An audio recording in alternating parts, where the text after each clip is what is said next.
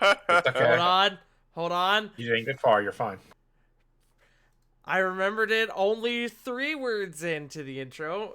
Guys, gals, and non binary pals, welcome to another episode of Exilia Regalia Dummies and Disasters. Hello, I am your humble double master, the one and only pudding pastry, farting tart, and joined by my lovely cohorts. Say hello, lovely cohorts. Eh. Hi. Hello. I am not lovely, but I am a cohort. I You say. are lovely. Shut up, CG. We have the CGs, the Joe Mojos, the J Frost Yeah. 947s, and the Wicked River 97s. Sarah is not joining us tonight, and Punk is running a little bit late. Sarah had something come up, and again, Punk's just running late. Punk should be here in a little bit, but we're gonna go ahead and get started. But yeah, how's everybody doing tonight? I moved my entire room around. Yes, that will make you quite the tired. Here's the funny thing. I do that like once a month with my house. I tend to get into like every now and again I'll venture into productivity brain where I move one thing and I'm like, all right, now it's time to rearrange everything. Time to clean, I'm the rearrange same things, way. get new shit. That happens, I don't know, once every couple weeks, probably. Well, I don't really like to move my room around a lot, but I came to realize that the computer, the desk I was using to keep my computer on, uh, is the opening for the legs is just a little too small. Mm-hmm. So if I were to keep going on my computer for multiple hours a day for like work and stuff, it'd eventually start doing lasting damage. So I had to I change see. it up. I see. Good to know. Good to know. On that note, y'all want to do test rolls before we get into the thing, the special occasion? 13. Oh, Thank CG you. got close. Roll 20 is being a bit extra Yeah. right now. Are we having roll 20 issues? Roll 20 Yeah, it's not loading. is a flawless product. It's not loading. Remember the other night, folks, where Roll 20 posted on their Twitter that they had things coming up in the future? Hey, maybe you should fix the shit we got so far. That'd be nice. Mm-hmm. Ah, it's okay. Like, I'm stuck on a certain window. Maybe close your browser and reopen it. I may as well have to. Unfortunate! I am holding. We are holding. We are holding for Joe to roll. I guess we're actually waiting on Corey. I won't roll for Corey. I shan't. Even though the temptation is. Oh, I should see. Hold on. I should see what my rolls for tonight are. Those are all right. I got a 14 and a 15. Wow, Solid. this is... Is it being bad? Here, let me show you. Uh-oh. Oh, it begins. Oh, here we go. Yeah. It doesn't get past this. I've had that problem before. Load it up on a new browser. On a new browser? Pull up like Chrome or something. I think I deleted Chrome a while ago. I'll just have to reinstall it. Actually, I have... If you have like Firefox or Chrome or something, loading it up should work. I've had that issue before. Technical difficulties, folks. Pardon. We will start here in just a moment, and then everything will be fine, or perhaps not so fine. Like, the good news is I still have like my character sheets, so we can still go. I'll just be working on this in the background. Yes. Okay. Well, on that note, while Joe is doing that, how about we go ahead and we begin? Let me find some music for us. Something ominous and menacing. Mm-hmm. Let's see. Yes, that will do quite nicely.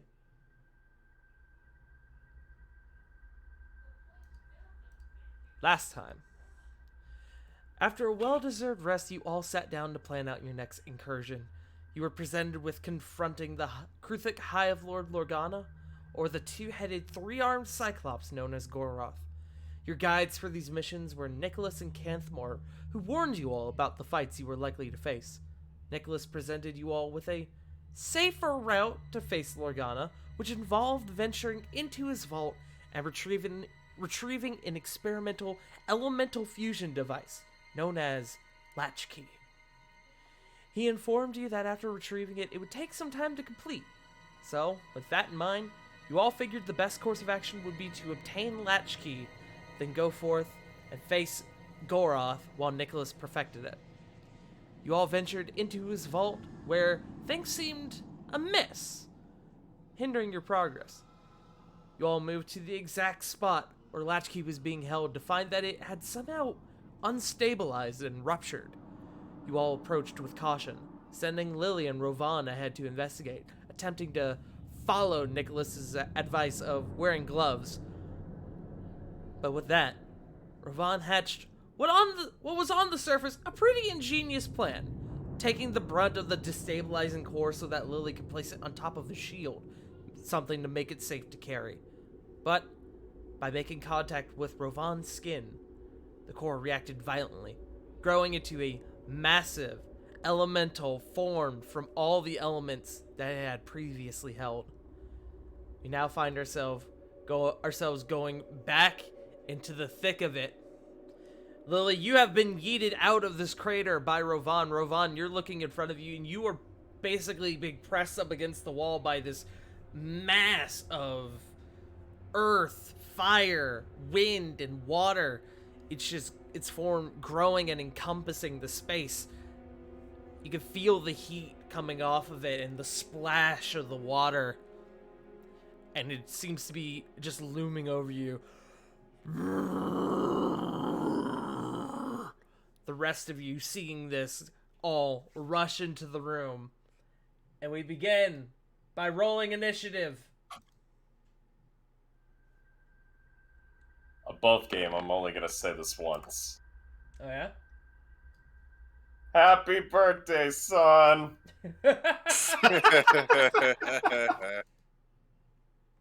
On that, let me pull up I got some new music for us for tonight.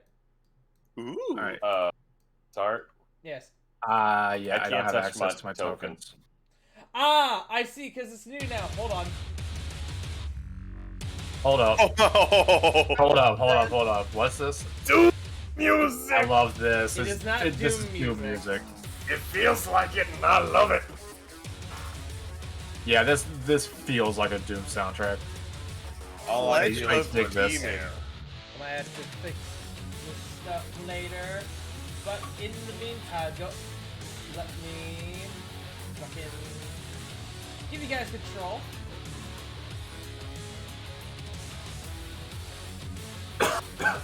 Okay, so Corbin. In fact, hold on. I'm gonna put a pause on the music real quick. Because it's not as cool. The moment is I am ruined. moving it. I am able to move it. Yes. There's Flit. There's Sarah, who's being run by Joe. I think I just made Sarah Flit, idiot.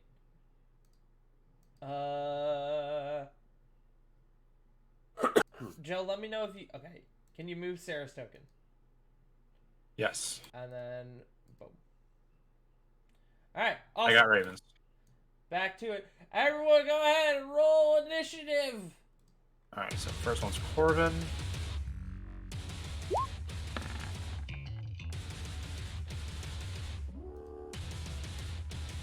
Oh, right.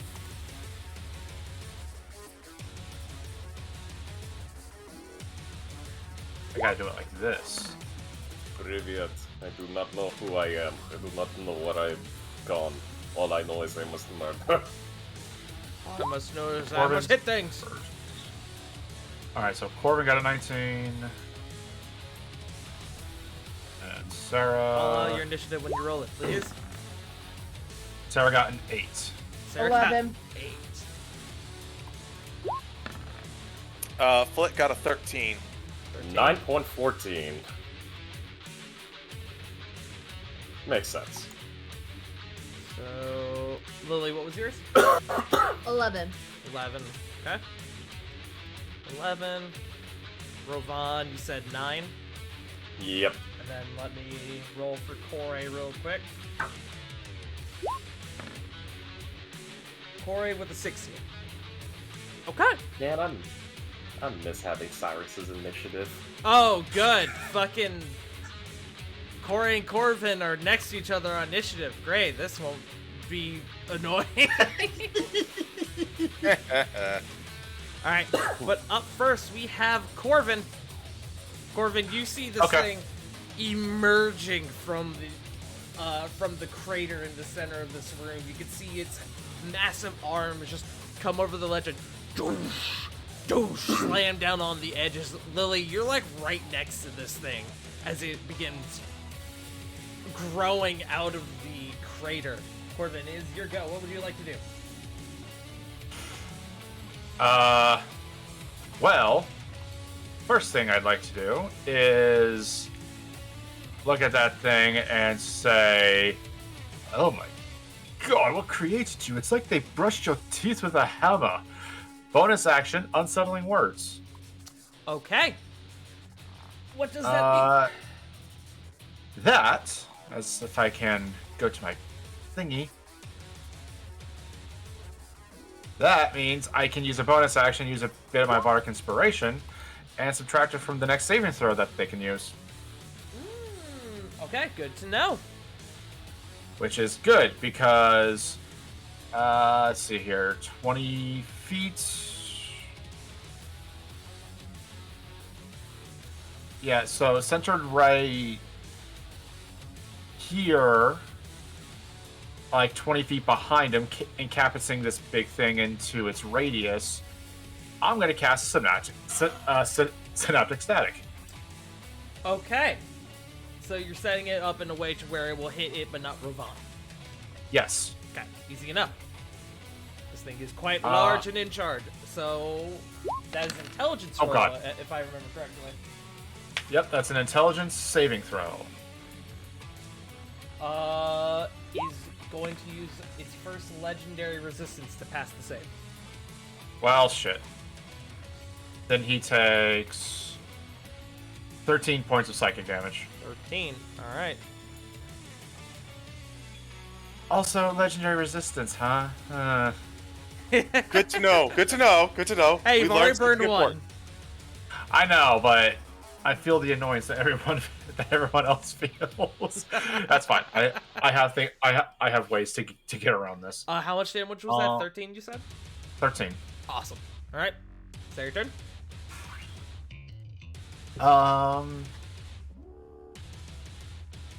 5, 10, 15, 20, 25, 30, going around here. And that's my turn. All right. It is going to use its first legendary action.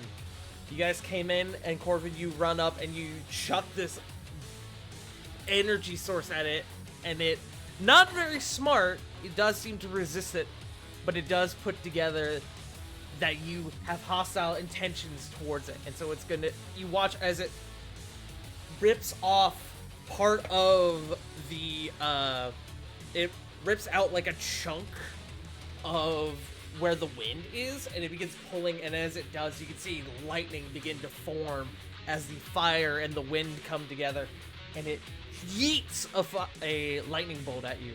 Does a 27 hit? Just shy, yes. Just shy? It All right. just misses.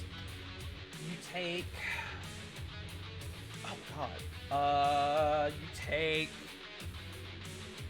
Sorry, I didn't expect it to have a modifier. I love it. If I can do math, you take 17 points of lightning damage. Ow. Then we move to Corey, who is going to come over here.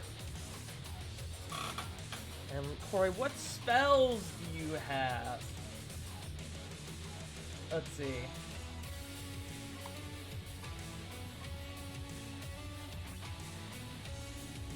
We're going to start. I feel bad about using punk spells while they aren't here. But it's fine. You know, we'll start with Corey's favorite. Moonbeam. Okay, that didn't do it, but it's fine. Moonbeam goes there. 5 foot radius. Oh wait, 5 foot radius. So it should actually be like that. Put it right on his face. Con save. Let's see.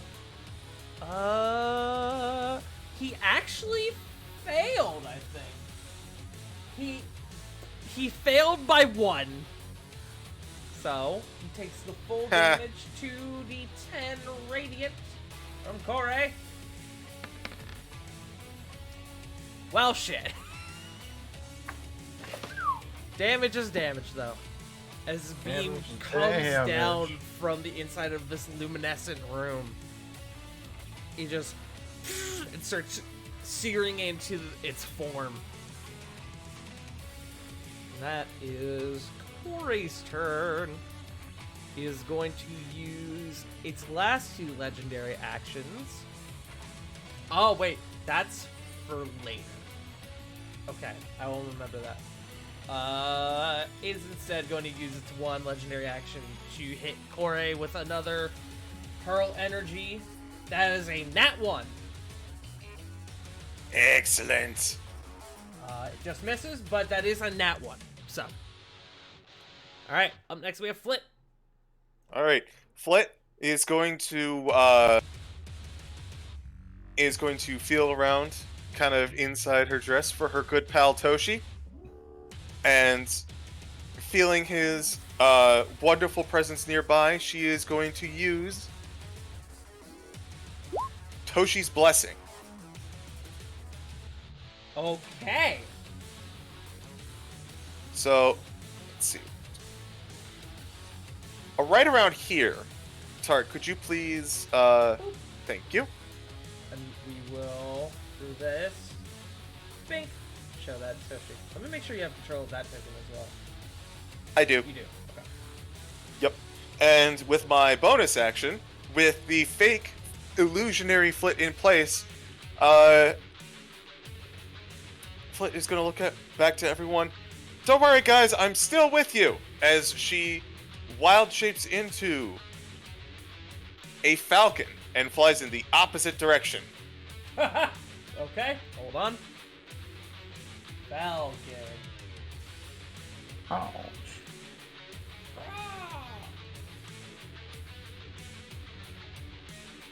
We'll go with this. Pink. And then to represent Lit. There. So go ahead and you should be able to now move the Falcon.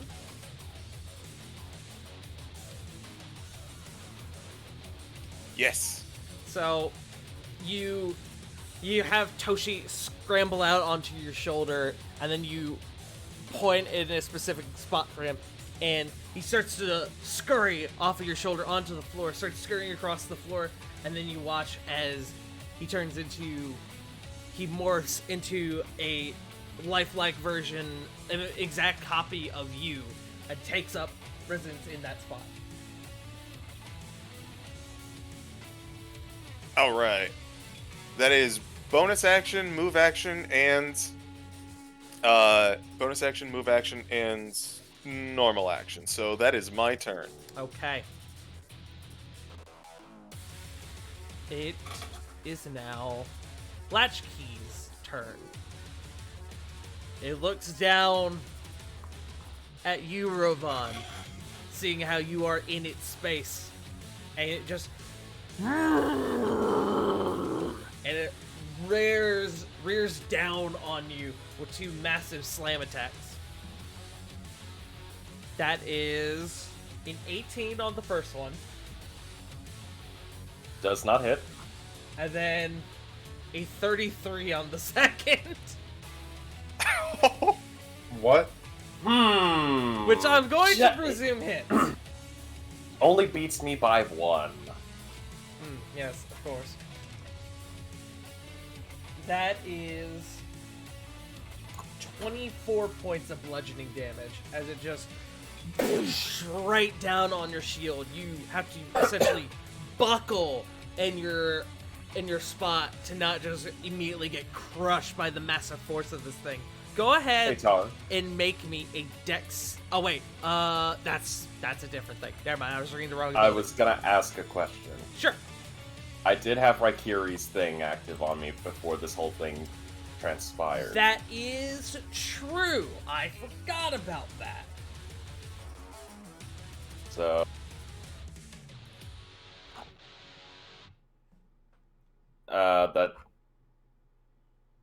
So do I roll the 1d6? Because I also wanted to see if I could also add on the Stone's Endurance. Yes, go ahead.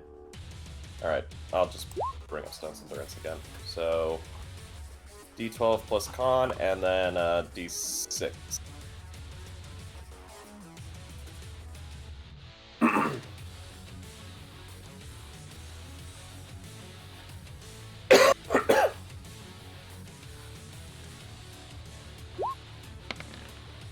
Nice.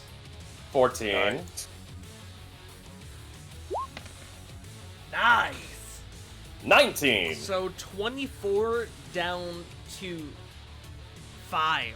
5 damage. Hell yeah. Good shit, dude. This is why we prep.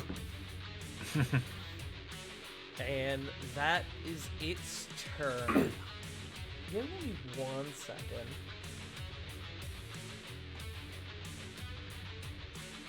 Okay. No, that's for later. Alright. Up next, we have Lily.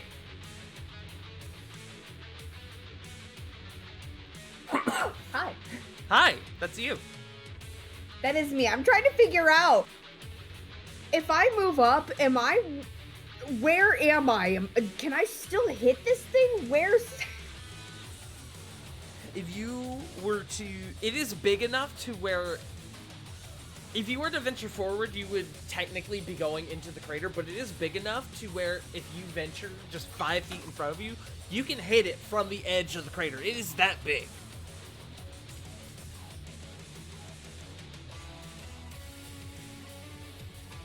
What if I moved like over here? Would it like That can I would still work. whack it? Okay. I'm gonna move. I'm gonna try to Despite the you could just roundness see of the token, it still encompasses those 9 squares. Okay, so you could see like Lily trying to skirt around this thing. It might help if I didn't back out of my roll 20. Thank you. I pushed Whoops. the back button on my mouse. Yeah, I hate that. I've done that so many times.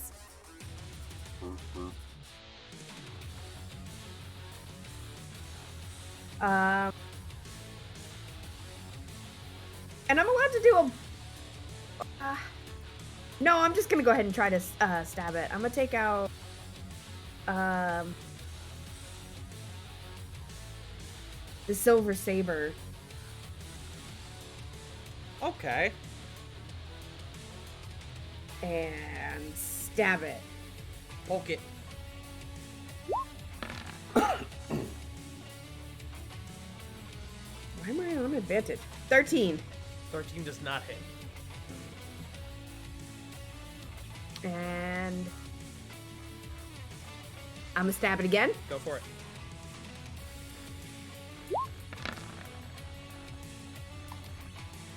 Apparently I can't with today. 13 does not hit. As you begin to like jab into it, you feel a lot of resistance, almost like you're stabbing into like a mixture of several elements: water, fire, earth, and lightning, and wind.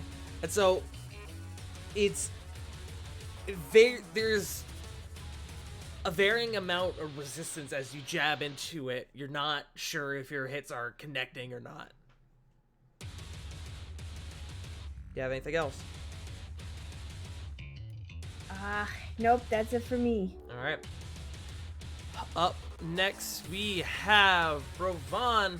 You are in the shit show right now, my guy. Alright, enough of this. Still staying within its... Yes. I will say to have gotten out of the crater, that would count as difficult terrain. But that you should still be able to move that far with your full movement. Difficult terrain subtracts half. It's double per space. You're good. If that's with that spot, Yeah. you should be good. Okay. And Rovan is... Actually, can I do a general intelligence check to see if Rovan would know better than to strike this thing with an elemental weapon? Sure, go for it. Alright. Make me an Arcana check. Oh, Arcana. Yay.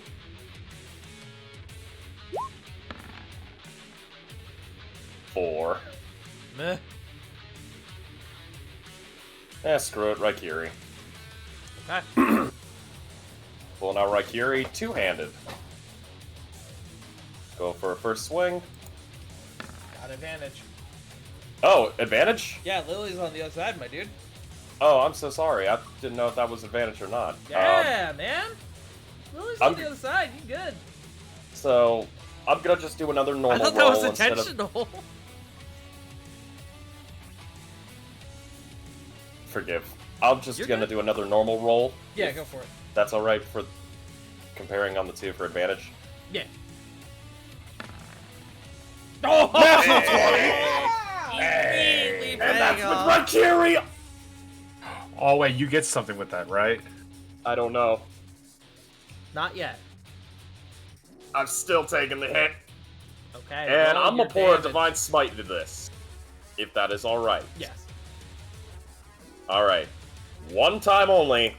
Third level. Okay. So, A reminder for next time to call out your smites beforehand, please. understood. My apologies. No, that's okay. So, let me roll for normal here. Damn. That's a lot of damage. 20 slashing, 7 lightning, Okay. and if I remember correctly, it's 2, 3. It would be normal smite is 2d8. Third level, second level would be 3d8, so 4d8. So 48. Yep. So 8d8. 48. Oh boy. Free cone of cold, baby. Yeah, pretty much. Oh, lovely. Gotta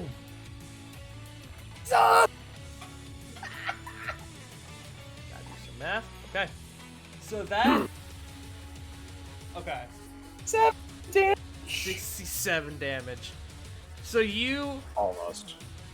So you taking the opportunity, Lily came up and poked this thing, and you see that its attention sort of veers as it starts looking down at you, up to your comrade on your left, or on its left, looking up at Lily, and you take that moment to get out of dodge, get out of the crater, and as it begins rearing its hand back, you take one massive swipe with right here. You hear the sound of thunder and lightning as you just take a massive overhead swing and you cut off the thing's right hand entirely as it topples to the floor and disperses in a splash of water. You are soaked, and it rears back in pain. You do notice one thing, though. The lightning damage coursed through its body but didn't seem to take effect. But the rest of it seemed to go through. It looks back at you, and its hand slowly begins to reform on the right. Is that your turn? Still have a second You attack. still have an entire second attack. Fuck, that's right. Thank God for paladins and Yep. multi-attack. Yep, absolutely. And this time I'll pour a second level smite. Okay. There will be blood. Oh God, I can't stop thinking about Metal Gear Revengeance. Yeet! 20. 20 does hit. Woo! Not a nat 1 on the other side. When a nat 1's a 13. 10 slashing, 1 lightning, and that's a second level, so 3d8. Okay.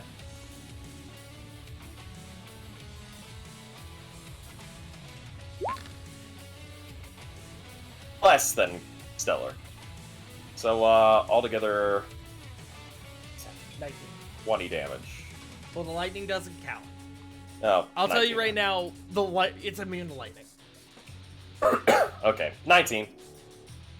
Okay. It turns to you and it goes to make a strike on you, but you, seeing another opportunity, you pull back and you slash it across the chest, and again it... as it sort of begins to fumble around in the middle of the crater. Is that your turn? That is my turn. Alright, it's going to use its first legendary reaction, turning to you, Rovan. And fuck yeah, it's going to hit you.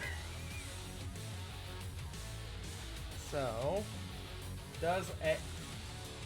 The dice taketh, the dice giveth away. That is a natural 20. Yep, that'll hit. Understandable. Have a day. Understandable. Understandable. See you next life. Okay. Piss poor rolls in that first one. Roll the dice. Oh my god. That's pretty piss poor for a crit. It rolled on 48. It rolled a 1, a 2, a 3, and a 4. We're learning math today. His first math lesson.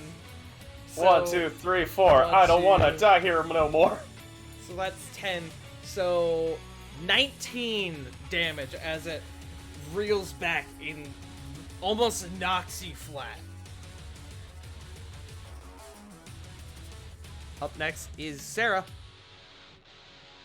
Alrighty. 5, 10, 15, 20, 25, 30. Actually, right here first.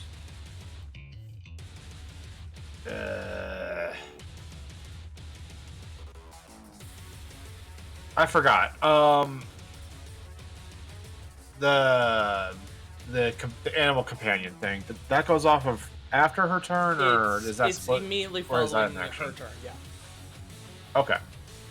All right, then taking another shot with Wind Needle. Go for it. Nat 1.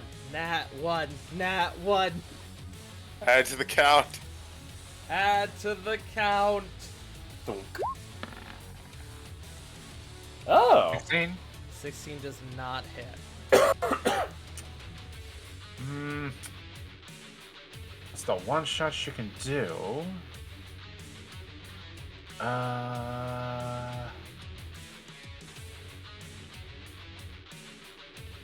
Okay. That'll have to be a thing for later. And then after that'll be her turn after she backs up just a. That was what. She has 30 feet, right? She should, yeah. Yes. Alright, 30 over here. And then Raven. So, is there like anything to cover? Is there any form of like cover around the crater here? No.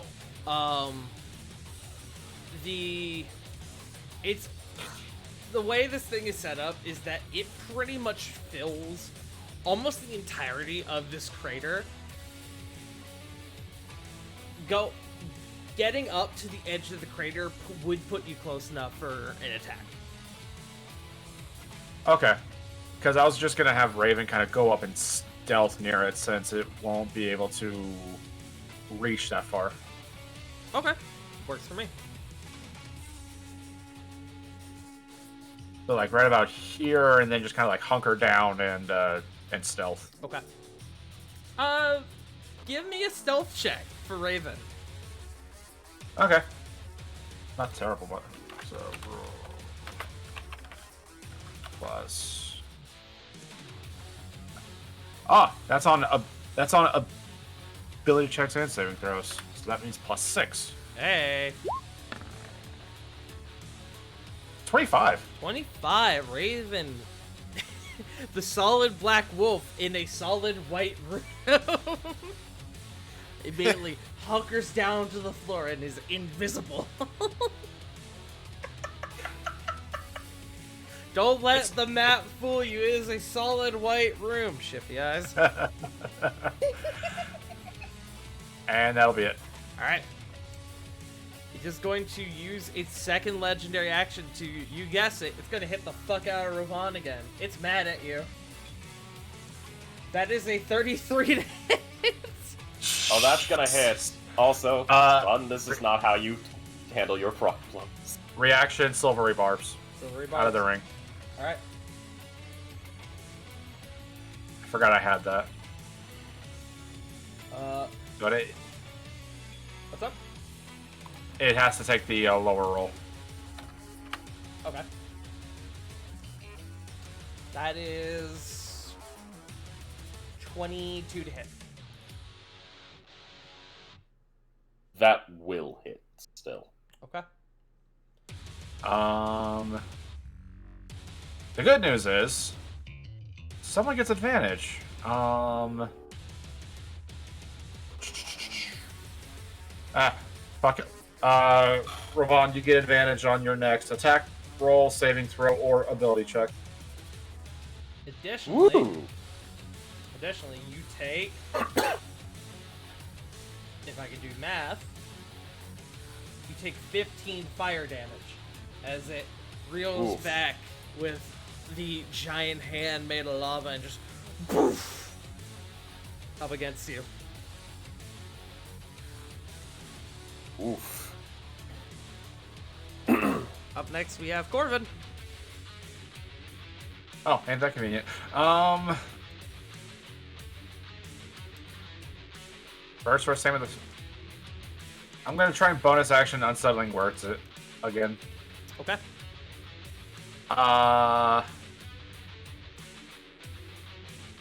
And then action, mostly trying to burn up those resistances. I'm gonna go for a vicious mockery. Okay. So Charisma save. that is a wisdom save. Wisdom And he's save. just gonna, he's gonna look at the thing and go, "Really, we're doing you a favor by smashing up this pile of rotten meat you call a face." 18 on the save. Minus That's right. 9, so that's an 11. Okay. It's going to take that.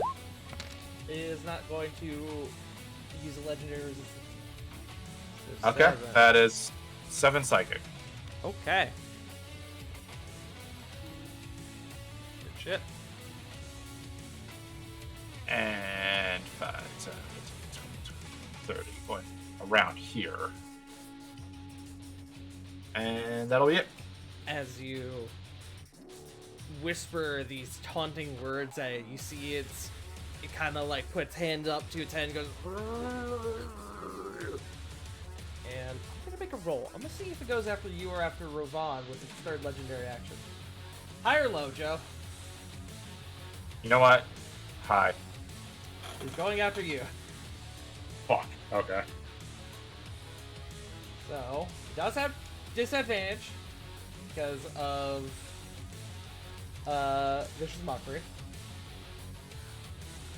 Does an 18 hit? Just barely. As it throws what appears to be a giant, like, thing of ice at you. You take... you take 21 damage. 21 cold damage. I went Cold damage, eh? Yes. Thankfully, I'm resistant. You are resistant. That is true. So that's 11? 11. Okay. These No, boots are 10. made for living. 10? Okay, 10. sweet. Because it's rounded down. Alright. Is that your turn? Oh, wait, that is your turn. Up next is Corey. Who still concentrating on the moonbeam. So con save. That is also a fail. So 2d10. Better. Twice as good. Still searing into this thing. Let's see.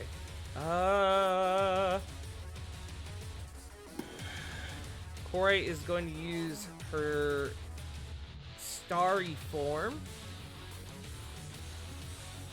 Bonk. And is going to go with the archer.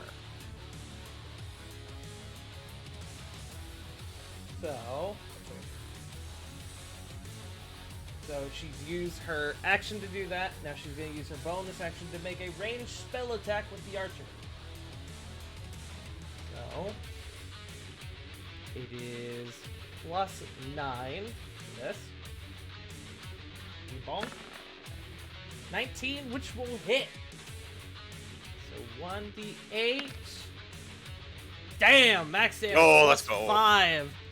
So 14 damage as a mystical archer made of stars forms in the midst of this area you guys are fighting in. It pulls back its bow and takes a shot going straight through its chest.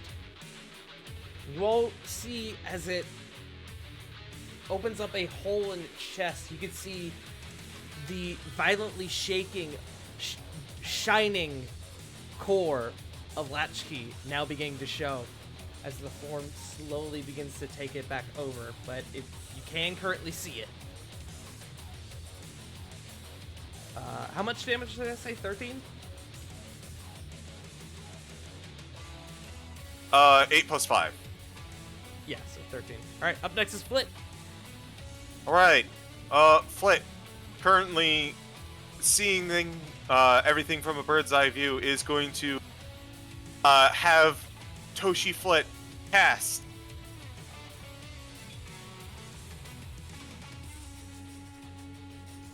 a 4th level erupting earth underneath this guy so that it only hits him. Okay. So hold on, let me make a cube. Dex save. As a 14, it is going to burn its second legendary resistance. Okay, it is going to take 13 damage. Okay. As the crater grows slightly bigger.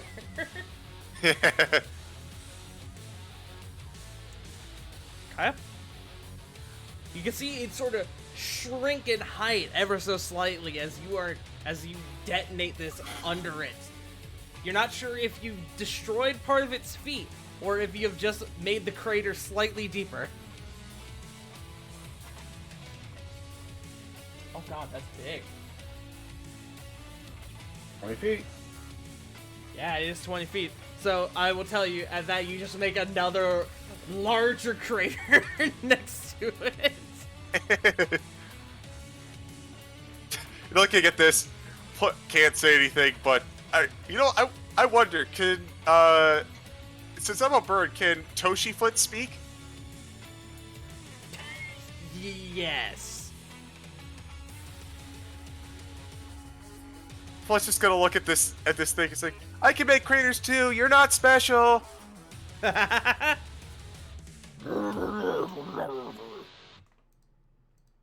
Is that your turn? Yes.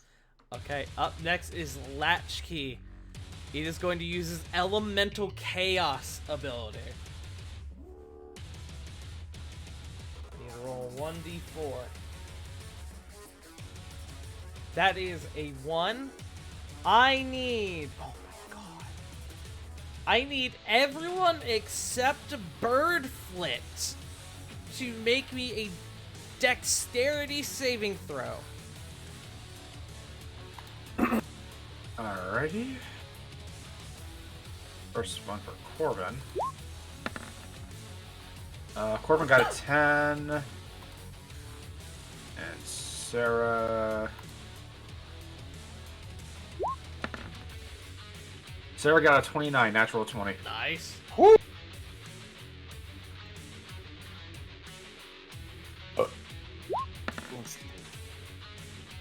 10. 10 for a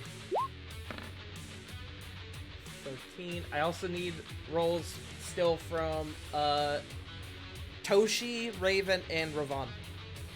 You got it, Chief. Wait, but Toshi's an illusion.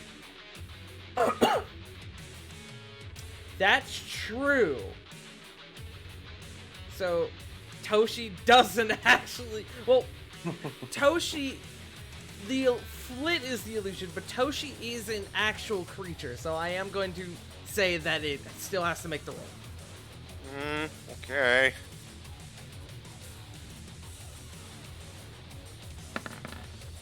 So that is a, I'm just using Flit stats, 13. 13. Okay. And then Ravon? Okay. Dexterity save, correct? Yes. Alright. Normal dex. 11. Okay. This thing roars and just starts wildly slamming its hands down on the ground, creating a huge earthquake. Everyone except Sarah and Bird Flit is knocked prone. So, fucking prone. Prone. Prone. Prone. Prone. And prone. And one more addition to this. Anyone who is currently concentrating on the spell, except for Bird, Flit, and Sarah, need to roll me a Constitution saving throw. So, Korai. He passes. Nice. Mm-hmm. Is anyone else concentrating on a spell? No. Nope. Okay. In that case, Korai is the only person who retains concentration of their spell. So the Moonbeam stays. At the end of its turn, is going to burn all 3 legendary actions. As you see, the core is slightly ajar from the rest of its body. It ruptures violently, creating an explosion. I need...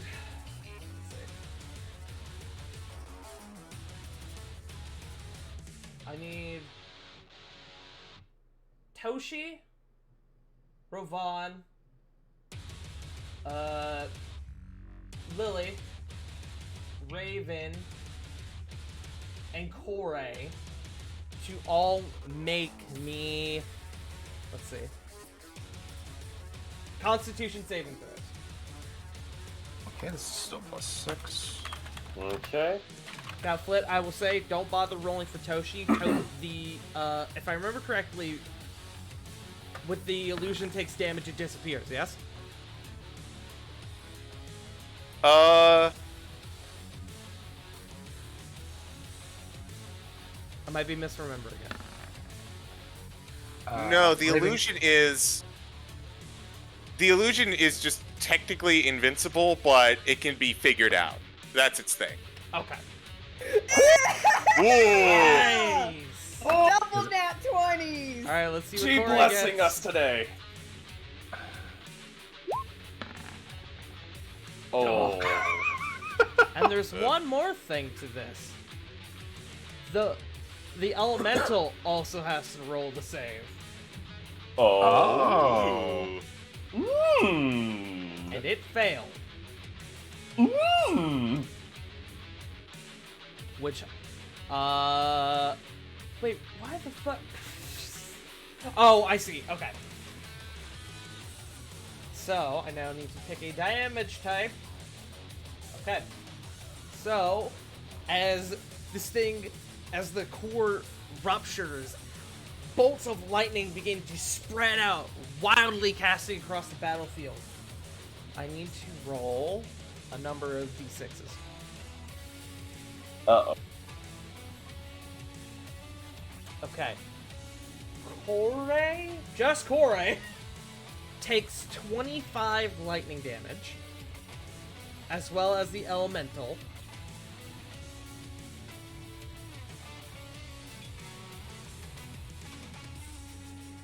Everyone else takes 13 or 12 lightning damage. 12, you said? 12. Okay. Everyone who had to make the save, that is. Math is hard. Got it. So minus 13? 12. 12.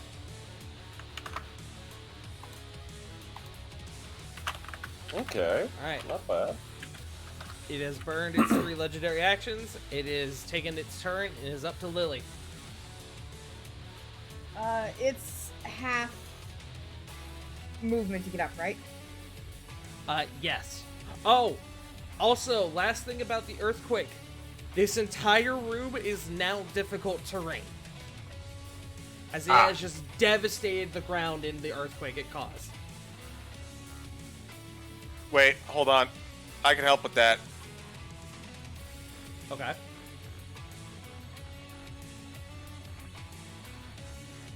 I presume you mean on your turn? Oh no, I was just going to expand the 20-foot cube into the entire screen. Fair enough. I can't enlarge it though. Ah, damn. Lily, is your turn? Here, I'll do it for you.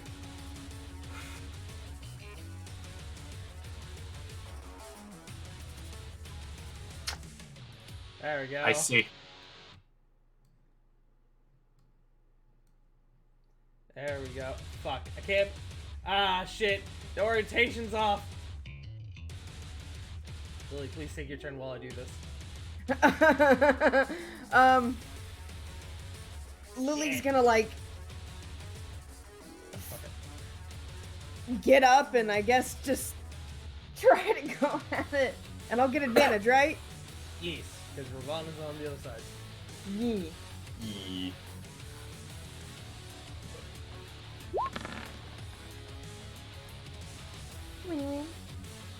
21 does hit.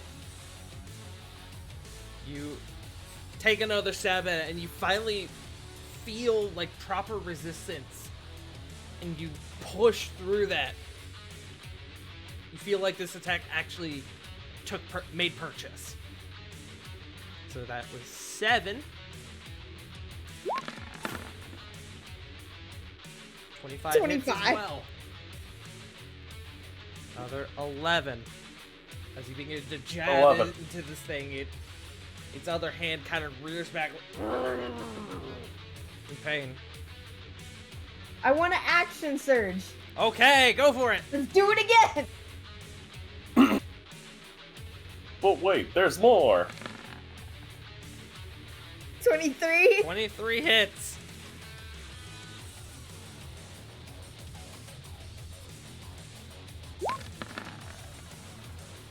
$18. 18 hits. Look at that damage. Yeah. That's a load of damage. You begin just jabbing at this thing. Vicious, like, surges of fire and lightning begin to surge out of this thing as you retract your blade. And for the first time, it looks like this thing is properly bleeding, as all these, like, elements are just seeping out of it. You guys can see from all the damage you've done, its form has taken the beating. Still up, though. Is that your turn? With my bonus action, I'm gonna cast Shield of Faith on myself. Okay. Shield of Faith. Alright. +2 to your AC. Ravan. Yeah. Going to get up. Out of that prone position. Oh, I forgot to take your thing off the lid. Hold on. Ravon, please continue. And going two-handed on Raikiri. Going to imbue another third level smite on this attack. Alright.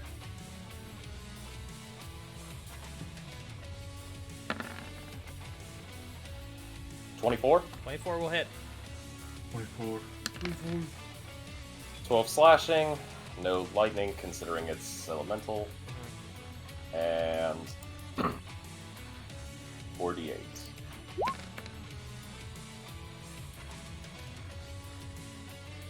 Oh, you know what? I'm an idiot.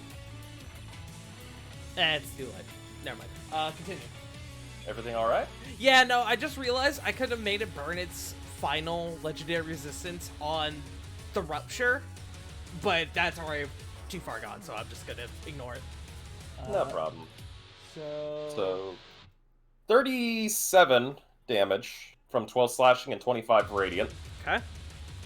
And another smite, second level, for the next strike. Alright. Do forgive. Yada yada yada. 26. Roll your damage. 17 slashing. How do you want to do this? Wait, what? Nice. How do you want to What? do this? How do you want to kill your own kid? Oh, There's a joke there, but I'm a grown man. I'm not gonna say it. I'm a good bean.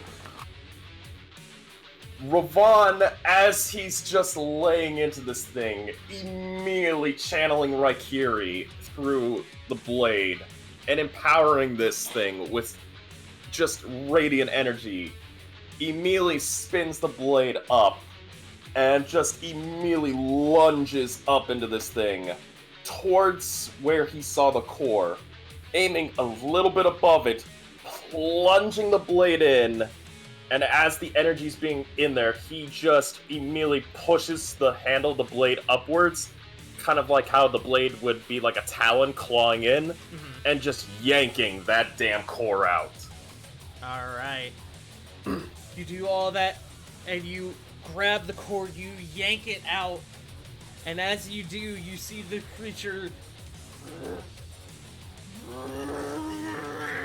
It begins pulsing and vibrating, almost like a seizure, extraordinarily violently, until finally it can't handle the pressure anymore, and it explodes. I need you, Lily, let's see. You, Lily, Raven, Toshi's fine, Kore, and, that's it. To make me dexterity saving throws. Alright, still plus 6. 12? Okay? Alright. Dexterity you said, correct? Yes. Okay. 7. Kore. Okay? Now, Tart, Yes. if the roll isn't good, I do want to finally use that Brooch's ability. Okay. So make your roll first. Okay. Yep. Burn the brooch. Burn the plugging point for the day. 22. Nice. Okay. Kore and Ravon pass. Lily and Kore take 41 damage from this thing's explosion. Oh! I'm sorry, how much? 41. Yeah, Raven's down. Raven's... Poof. Raven's gone. Poof.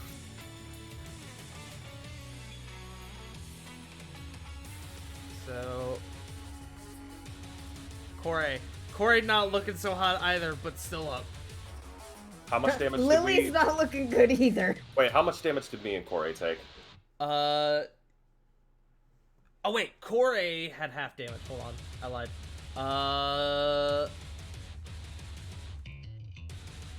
How much did I say? 41, so 20. Ooh, So boy. that is significantly better for Corey. Still a sizable hit.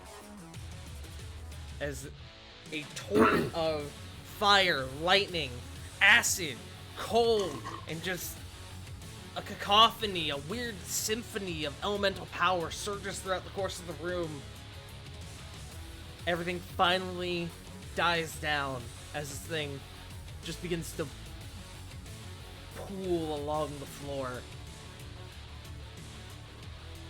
And in the midst of this, Ravon, you hold the core latchkey in your hand.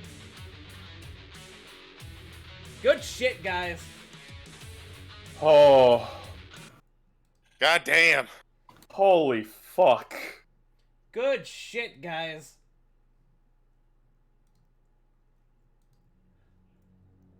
So, coming out of that, Ravon, it immediately occurs to you as you're taking in the victory that you just achieved. You realize to yourself, this core is extraordinarily hot. Yeah. Immediately just auto-setting it down on the shield. Yeah, okay. You see Lily like a baseball player coming into home plate with the shield. Just, ah! You set it down on the shield. Come out of combat. I'd just like to So- imagine he's going, fuck, fuck, fuck, fuck, fuck. Pretty much. Lily, like, exasperated, is just like, someone remind me not to listen to his plan next time. I could have told you that's one, as I assume. So you said Raven, like, poof, is gone, right? Yes, because if I remember correctly, they disappear and then Sarah can resummon her? Yeah. Well, because like it says here, if the beast has died within the last hour, you can use your action to touch it.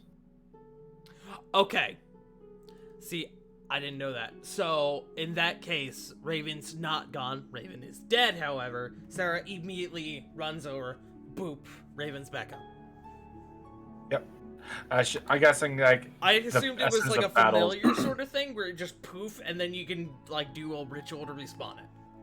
See, that's what I was wondering myself, but it specifically said touching it to revive it. Yeah. The way it is, So I had no idea.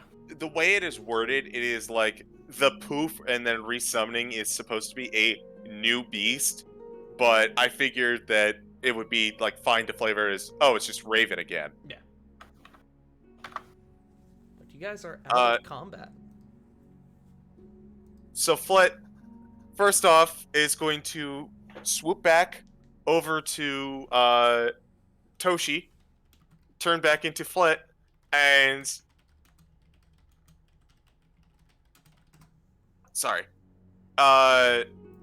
and is going to give herself / Toshi a high five. Good job, Toshi. Yeah, What a combo. you too. There's a high five, but I just go through the hand. Yeah. After the high five, Toshi skitters back onto your shoulder into your robe. And as Toshi passes by, there's just a little lem. We'll drive by. We'll drive by Mum. Flet's then going to look to everyone else. The last explosion really did a number on you guys. Here, this should help out. I'm going to cast Aura of Vitality. Ooh. Okay. So, that is until the spell ends. I have an aura where I can use a bonus action to heal creatures around me for 2d6. I have to choose the creature. It's not everyone gets 2d6, but It's essentially 20d6 healing divided among the party. Yeah, if you're casting it over the course of 1 minute, absolutely. Mm-hmm. So, who's the most beat up? I have 29 HP. Corey is at 38. I have 16. 57. Rovan. However, Yeah, probably Rovan. I would actually probably recommend that it gives to the other two. At least. Rovan First. Well, you're does have lay on hands. Lay on hands. I still got 34 lay on hand points. Well, you're But still gonna get here's- some of this. I was gonna say, but here's the argument though. Yes, you have lay on hands, but this is essentially like what'd you say, 12d6 over the course of a 20. minute. Yeah, so statistically speaking, we all should be fine after that. I'm going to give 8 to Lily. So you receive. And I will say, this is outside of combat. This is max. Oh. So, Oh. realistically, you have 120 points to dish out. So Lily, you receive 48 healing. 41 for Corey would put her at full. So I'll give Corey 66. So that would be 36. Okay. Just so I can help the more injured. Corvin, you get actually no. Corvin, you're fine right now, right? I'm shy over half. Like I'm by like 10 points. I'll give you 3d6 healing, so 18 and 18 to Rovan, who said that he was fine.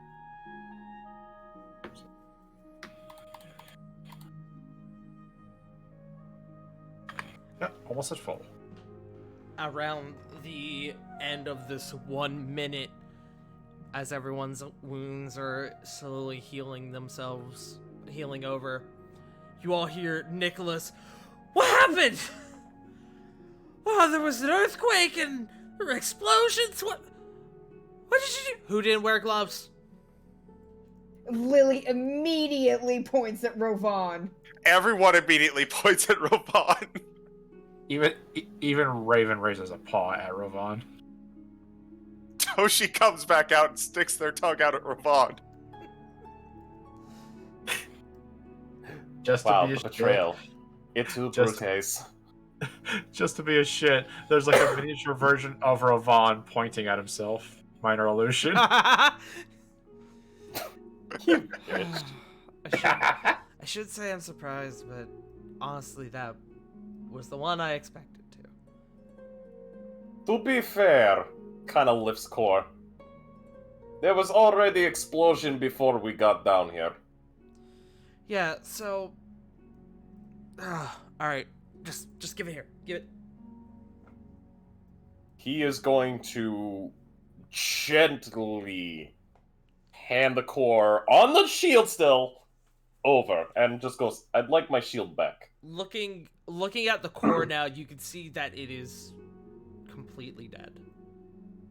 There's not a trace of light coming from this thing anymore. Looking at it now, it looks like a silver orb with that's been enclosed inside of a gold cube. And you can see the edges, quote unquote, of the orb are like sticking out the sides of the cube. But, Is it supposed to look like that? there's normally supposed to be a little bit of light, but from what you all probably witnessed, this isn't really a surprise. It just needs to be powered back on, which I was gonna have to power it off to work on it anyway, so this is not a big deal. But, and he kind of is like looking it over. No lasting damage. Sound structure. Nice. And he just kind of shifts his shield back to you with his foot. takes it and then just downs like 2 healing potions Yeah. for the pain. Are you all right? I don't know what happened. I presume that it turned into a large creature of sorts. There was also an explosion. Several. Yes, that sounds about right. You see, Latchkey, the way it works is that it is meant to absorb and retain the base components of whatever it comes in contact with. Normally, this is meant to work exclusively for elemental energy, fire, air, water, etc. But in this case, when it was unstable, I couldn't rule out the fact that it wouldn't also take the base components of anything it came into contact with. That involves a living being. So when you touched it without gloves, it literally took part of your DNA and built a form based around that. So, what I'm trying to say is, Mazel Tov, Rovan, you are technically a father. Oh, There's Kind a of- bunch of. Sorry, go ahead. oh no, go ahead. There's just a bunch of illusionary confetti around Rovan's head. I don't think I am father anymore. No, it seems that you're not. Which begs me the question, did you commit filicide? You actually see Rovan kind of immediately sit down, like squat, like Slav squat style. Immediately, like, fist under chin, and begins pondering See, this question. this, pointing at Rovan, looking at the rest of you, is why you need to wear gloves. Because then you have to put down your own elemental child, and it's a really traumatizing experience, and we don't want that. But, besides that, y'all handled it very well. Congratulations. Good work. He says, kind of, again, eyeballing the core.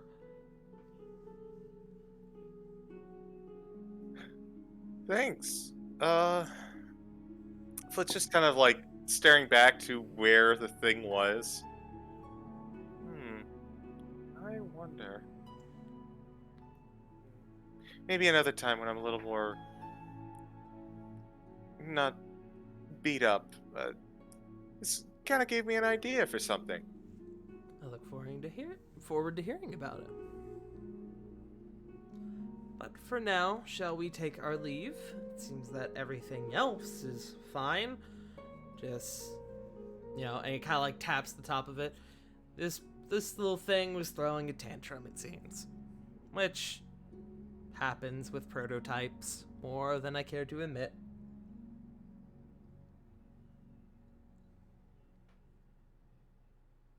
Oh well. I mean, we came out of it okay. So, Indeed. is that any battle you can walk away from? And any explosion. The noun is really interchangeable there. I guess. I wasn't looking at it when it happened. I imagine it was pretty cool. It must have been very cool. Especially if you weren't looking at it. He says, just kind of with like a approving nod. Shall we go? Any explosion you could look away from, right? Shall we go? I wanted to go ahead and get to work on this thing, and you all look like you could probably use a nap. Nicholas, I have question. Sure. Because that thing used my material, am I and Rovan kind of he's still holding the post, and then he just puts his hand out and goes, "Am I father or am I mother?" Yes. Thinker pose again. Someone may need to help him. No, I kind of want him to sit with this one for a while. Fair enough. That's his punishment for not thinking, is now he has to think. Fair. Right and just punishment. And you see him, like, give you a very light slap on the wrist, Rovan. Like, you barely even feel it. It's that light. He ponders the mysteries of parenthood and how it was only for a split moment before the child got yeeted. Yeetus deletus the child.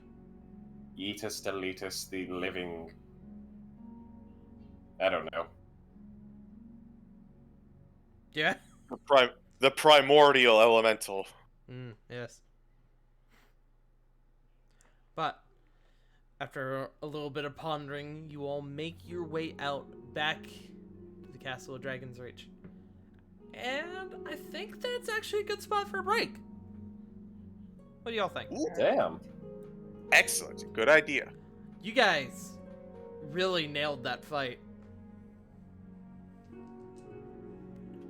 I mean, I think one of us really nailed that fight more than the others, to be fair.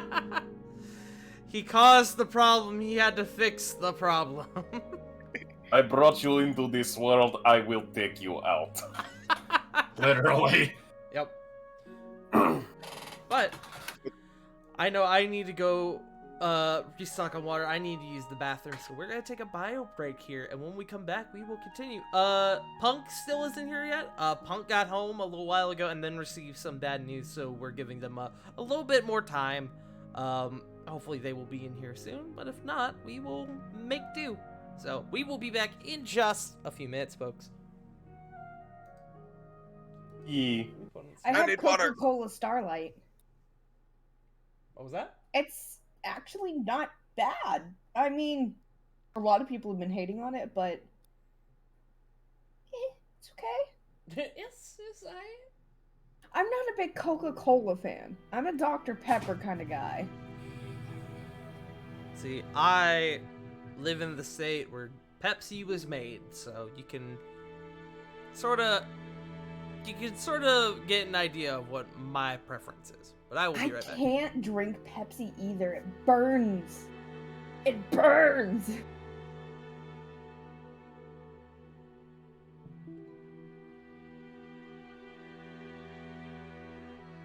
Hello, Chad. I hope everyone is having a wonderful Sunday night. I have returned. Hi, friend. Hello. How you doing, Joe? I am so tired. A mood.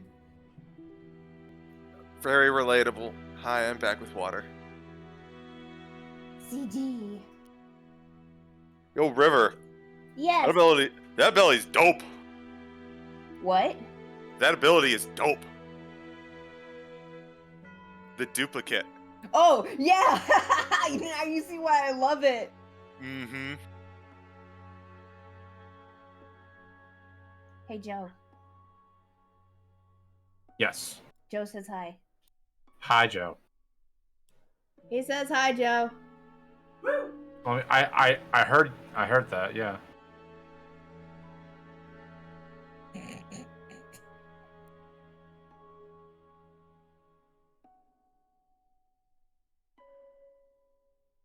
But no, like, in the right situation, CG, you've seen how freaking, devastating Invoke Duplicity can be.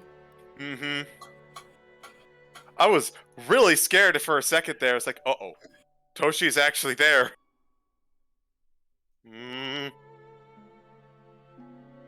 No want to risk small lizard friend, but it turned out okay.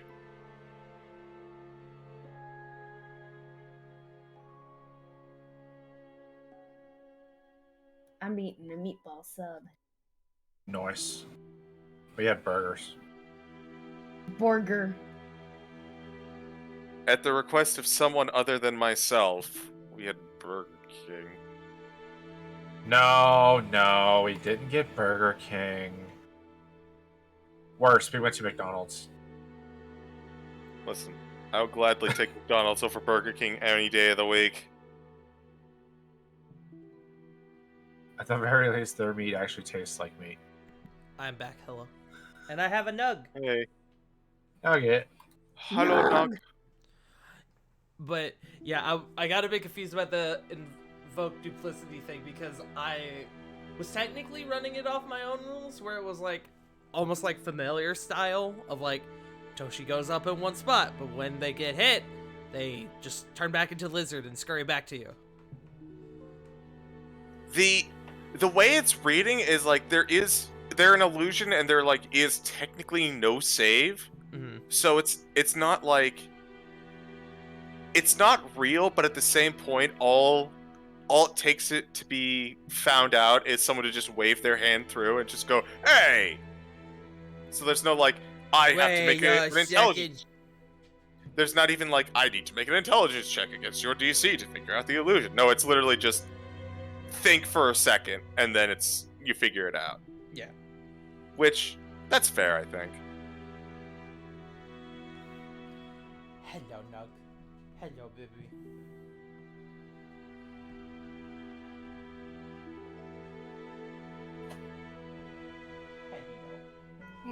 Pop. So, these meatball subs, my boyfriend went and bought bread from Subway. Just bread. I mean, it is one of the better things that they serve there. The Italian urban cheese is like my favorite. Since they got rid of my favorite one. The local, like, Italian place is probably the best around for, like, miles upon miles, simply because they figured out that having tasty bread is the key to everything. Truth. Mm-hmm. It's like, That is the absolute truth. it's part of the reason why everyone goes there for the sub shop and no one pays attention to the Mr. Hero next door.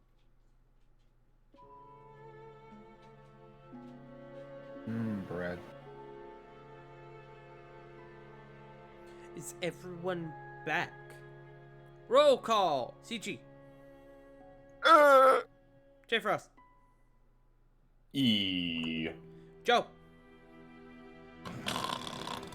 Review.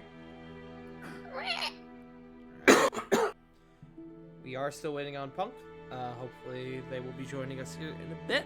But with that, let us continue.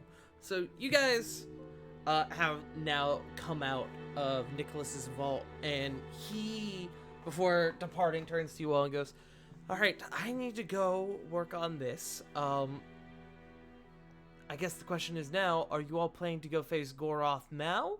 Because if you leave now and depart for Arnia in Devlar, it will be nighttime when you get there. So if you wanted to fight him at night, you could, or if you wanted to fight him in the day, I would recommend waiting a few hours." Well, I mean, if we travel there, like, don't we still have to find him and worry about all the stuff with being there? And there's still the whole volcano thing. You would have to find him, but I'm going to tell you right now, finding the volcano is not going to be difficult at all. It's going to be more of a thing of getting there. From the city to the volcano, it is probably about a, 2-hour walk. Faster if you're on horseback. What do you think, guys?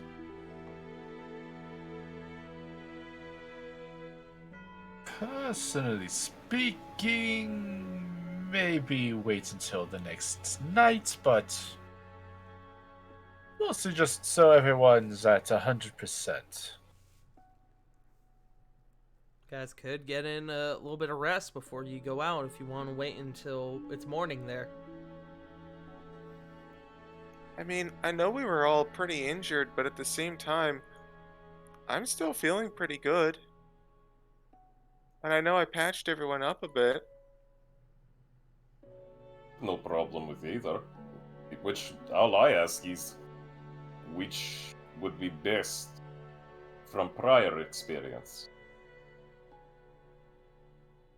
If you were to leave now, it would be pretty late at night. It would be a few hours until sunrise.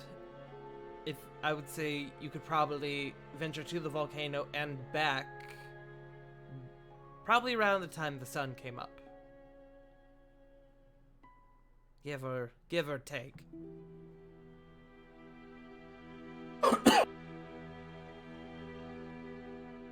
What say you, gang? I mean, it would give us a chance to avoid being seen.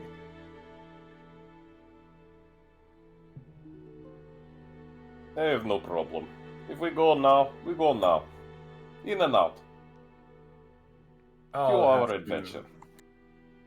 I'll just have to be a bit more conservative, but I don't mind. I think we can go now.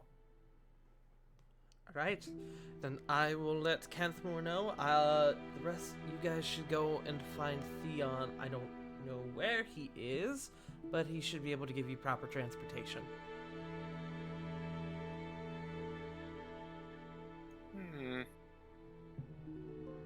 And we'll go searching for Theon, I guess. Alright. Anyone who's going to look for Theon, go ahead and make me a investigation check.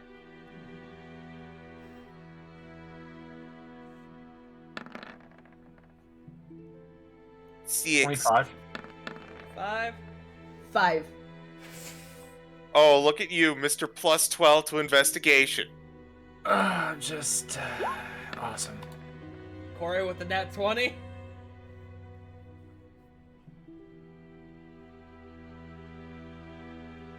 Ravon? Yes. Sorry about that. Doggo was barking a lot. Doggo. I'm gonna make sure she's alright. Investigation? Investigation. Investigation. Let's go ahead and give Sarah a check as well. 13. As this is technically a group check. 10. 10. It takes you guys a little bit of time, but nothing more than a few minutes. And as you guys are kind of scouring the hallways trying to find him, you see him coming out of a room with a rather large door. It seems to be for a study or something. You're not entirely sure, but he turns to you as he closes the door behind him. Ah, you're all back. How are things go? How did things go? Canthmore gave me a small rundown of your plan as you guys. Above game, I am having strokes. Pardon me.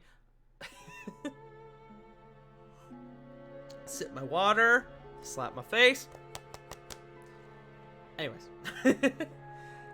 Canthmore gave me a small rundown of your plan before you all left. Well, we got Latchkey. We also got exploded upon by Latchkey. Yes, I can see that by some of your injuries. You all are alright, yes? Doing better. For the most part. I presume you all need transportation then to head for Arnia. Presuming you are heading there now, yes? I've never been to that particular country, so yes. Hey, Theon? Above game, yes you have. Wait, what? Arnia is an island in Devlar, which you all have been to. I thought only Corey went to Devlar. All of you have been to Devlar. You all were in Devlar's capital during your first raid on the Hellfire Assembly. Oh. Redacting that. Actually, no. Let's not redact that. I got like 1/5 of a left, so yeah, he's gonna conserve that. Okay. Hey, Theon? Yes. Just wanted to say, as we're going around with all this, thanks for helping us with the teleportation. Like, we don't say it enough, but it's really helpful. Of course. You're not the first adventuring party who has had one of significant power able to warp them around for them. Our group ourselves had someone a long time ago who used to do the same for us. Oh yeah? Who's that? That would have been Mr. Iota, who you all have met. You know what? That makes sense. He already had a significant amount of power when we first came across him, and eventually, as our adventures became more and more dangerous and had higher and more pressing concerns, he eventually found himself assisting us more and more.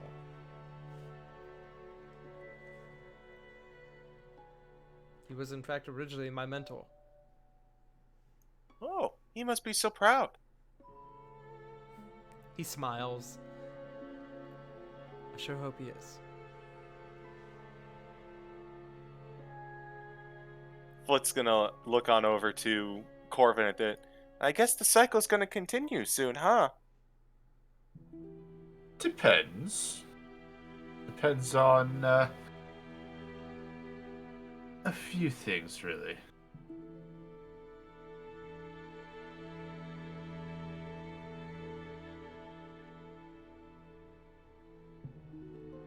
But well, even if you don't need anything, if you're not up to it, Corvin, I can help with that down the line too. Oh, I should probably find like a big tree or something.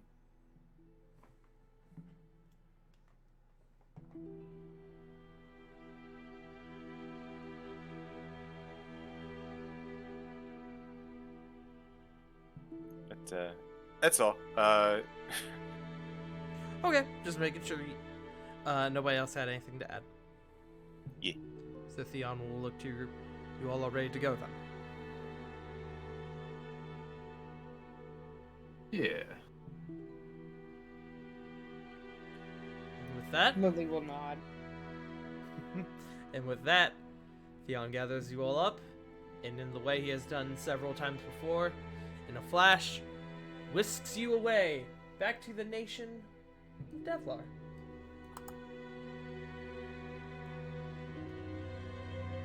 I need to change the music. I just realized the map is. Ooh. Give me 1 second. Find some new playing music for y'all.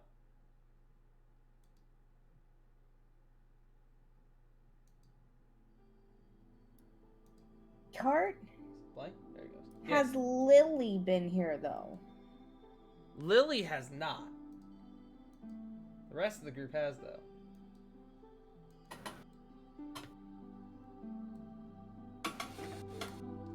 You all appear in the midst of this beautiful, grand city.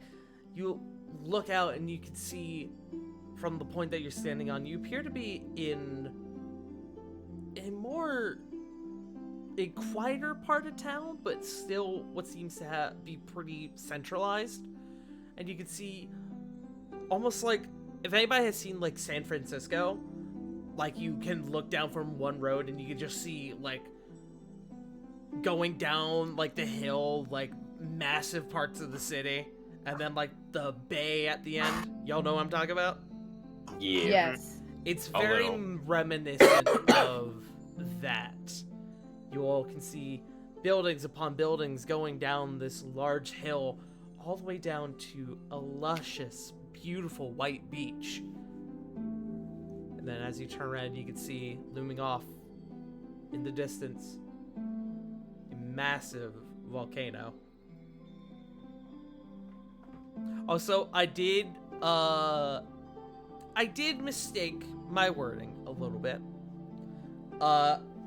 I forgot how big the island actually was. It will take, from where you guys are, it will take 2 hours by cart, not by foot.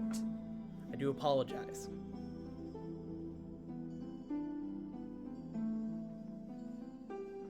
But you guys can see that is quite late at night. There is really no one out on the streets. Very few guards in this specific area. You can see a couple have sort of like looked over and seen your group appear, but they just kind of give you the odd wave. It's late at night. None of them are really paying you any mind. What do you guys do?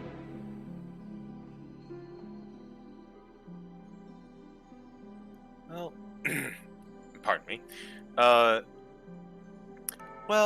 I guess we should probably start making our way. That's quite a bit farther than I thought. I think Nicholas's metric might be a bit off. He's been known to do that. Is this the odd? Is it because he's short and everything seems like a different distance away? Lily, you see for 1 second Theon's eyes go to Flit, then they go to you. Perhaps.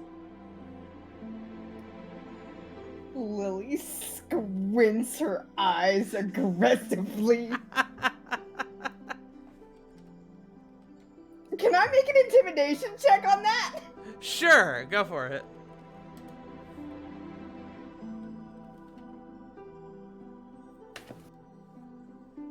Yeah, if I were to compare this place to anything, it's kind of like a, 21. you can see a single bead of sweat drip down the side of his head. With that, I am going to take my leave. If you all need transport back, you know where to find me, or how to get in contact with me. And he kind of looks around.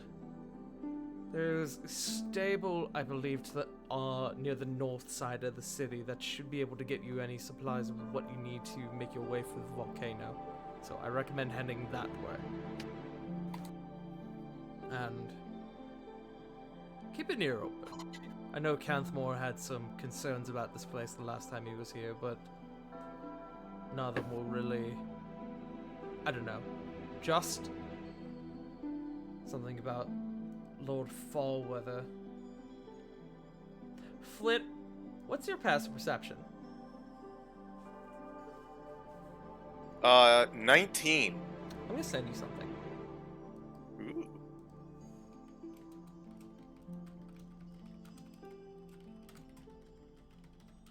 Pardon one moment, everyone.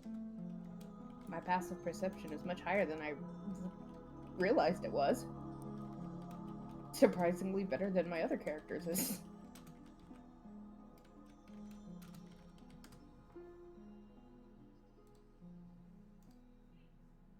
Corey would notice this too, Flit, as you both end up kind of like looking in that direction, seeing it.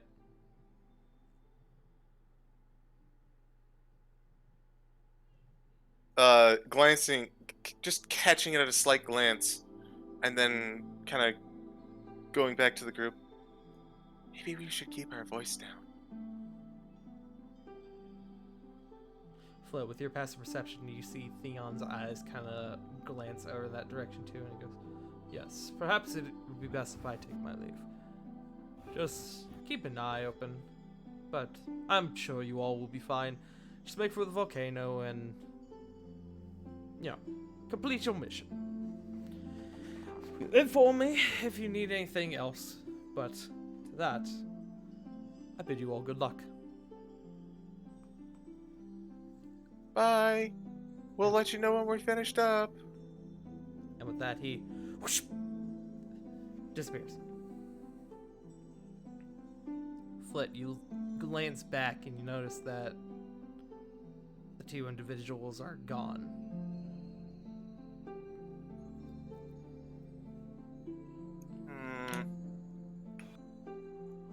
I don't like that. Did you guys catch what was going on over there? Corey kind of speaks up. I did. That was weird. Assholes need to get their eyes checked.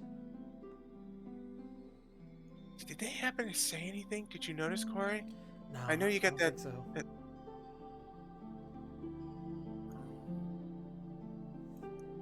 All weather. I guess kind of get the feeling that there's more that Canthmore. Well, I don't want to say isn't telling us, more like his maybe forgetting or underselling or something. It wouldn't surprise me if Canthmore undersold something. I don't know. We're not gonna figure it out standing around here, I guess. No, you're right. Do you guys want to go grab the horses? I think I'll just kind of keep an ear about.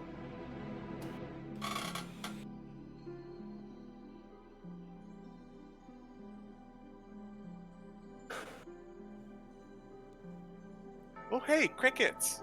I was about to say, as nobody answers. Sorry, I'm trying to find words to speak. You're good. No worries. Corvin will just kind of speak up. If you're going to go investigate, I may as well do a little some of that myself. I may not be the most perceptive, but I could find a thing or two out. Corey speaks up. Someone and I can go get the horses, and we all can meet back up here in what, 20 minutes? That sounds good. So, Corvin and I will go kind of look around town, and then everyone else gets horses, or does anyone else want to come with us, or...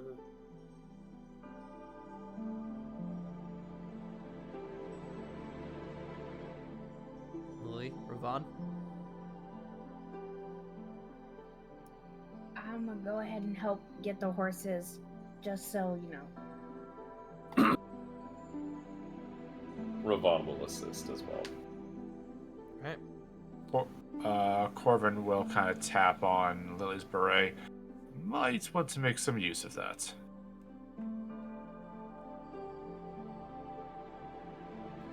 This is here, right?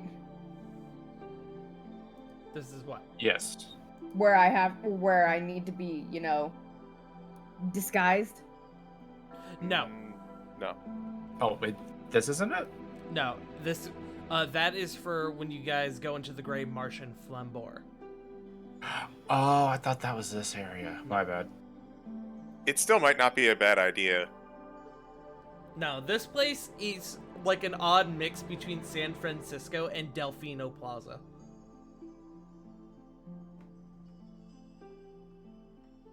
Oh. Oh, I think I know exactly what this place might look like.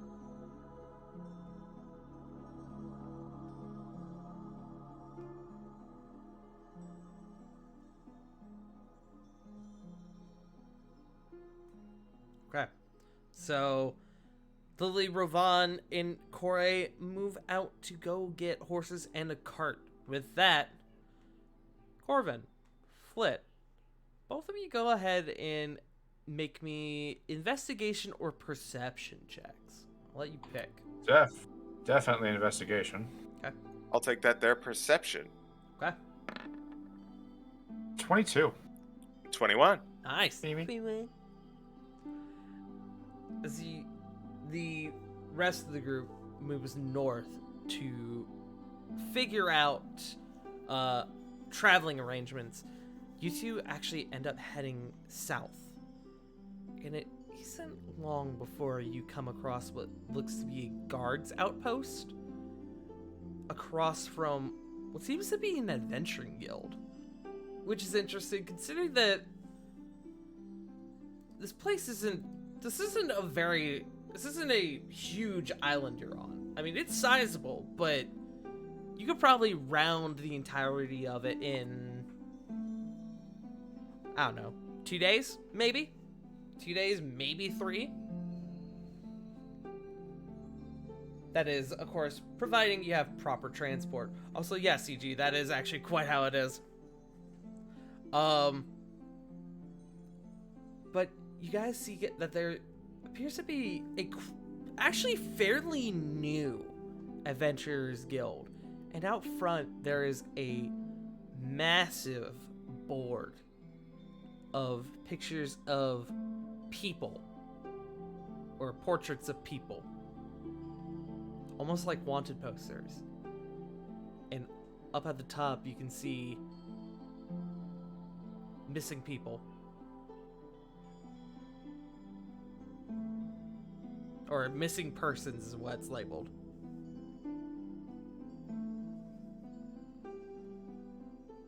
Looking with your high checks, looking at this, there are about 20-ish individuals on this board.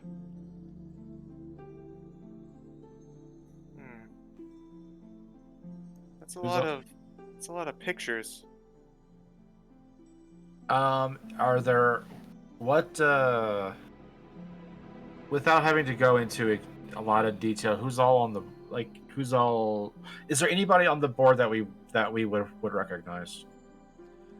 Nobody sticks out to you, but as you kind of begin scrolling the names, go ahead and both of you make me an insight check.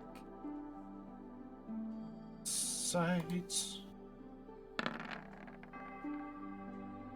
24. 18.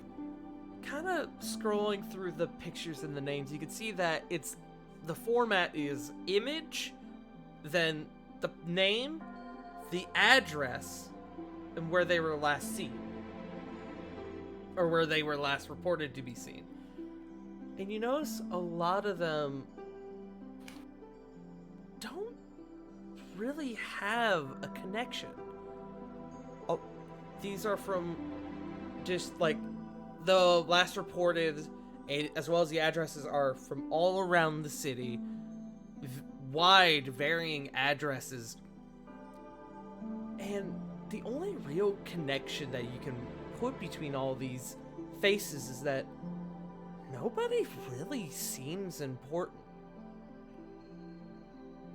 Like, you could see, like, they just look like ordinary people. Nobody really, like, stands out amongst them as, like, a noble or a politician. They just look like regular-ass people. That's kind of weird. They probably took the ones that nobody will miss. More than likely, these people probably don't really have any kinds of family or friends that'll miss them, so... Granted, this is an island-based nation. I'm not sure how many people come and go, but... you figure at least a handful of these people would have raised some form of alarm.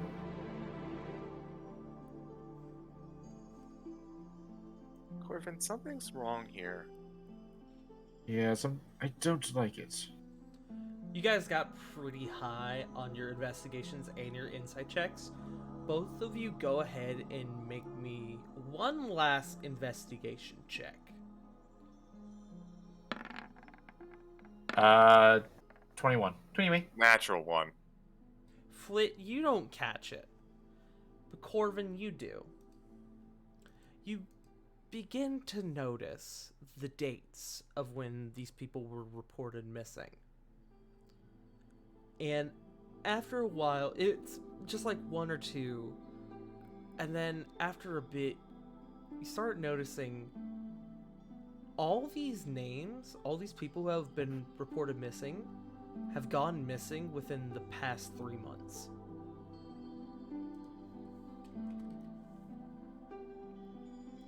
So each date would have, isn't 3-month increments? No, I'm saying that all of them have disappeared in the last 3 months. Oh. Like, they're all recent.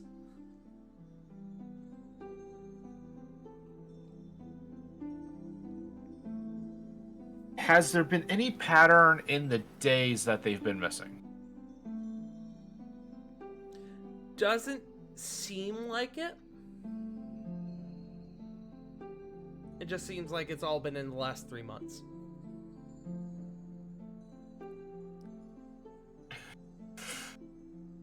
He's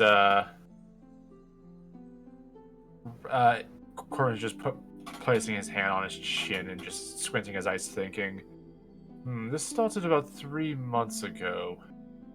We could probably ask around and see if anything exciting has happened. I can think of something exciting that happened. The town got a new lord. I thought that was the other place. No, that was this place. Cathmore did say there had been a change in leadership within the past few months. Got a new lord, people start going missing. Foot's gonna gesture to Corvin to just kind of get closer. Are you thinking who I'm thinking of? He might be aligned, yes. I think this might warrant some investigation outside of why we're here. As you two are huddled up, whispering, you both hear off to the side, "You there! What are you two doing?" And you see 2 guards begin wandering up to you two. The What? guard's armor, you can see, is pretty standard, but it has a very significant sigil that looks like it's been recently placed on the left pec. It appears to be a crow skull that has been engulfed in what you think is flame.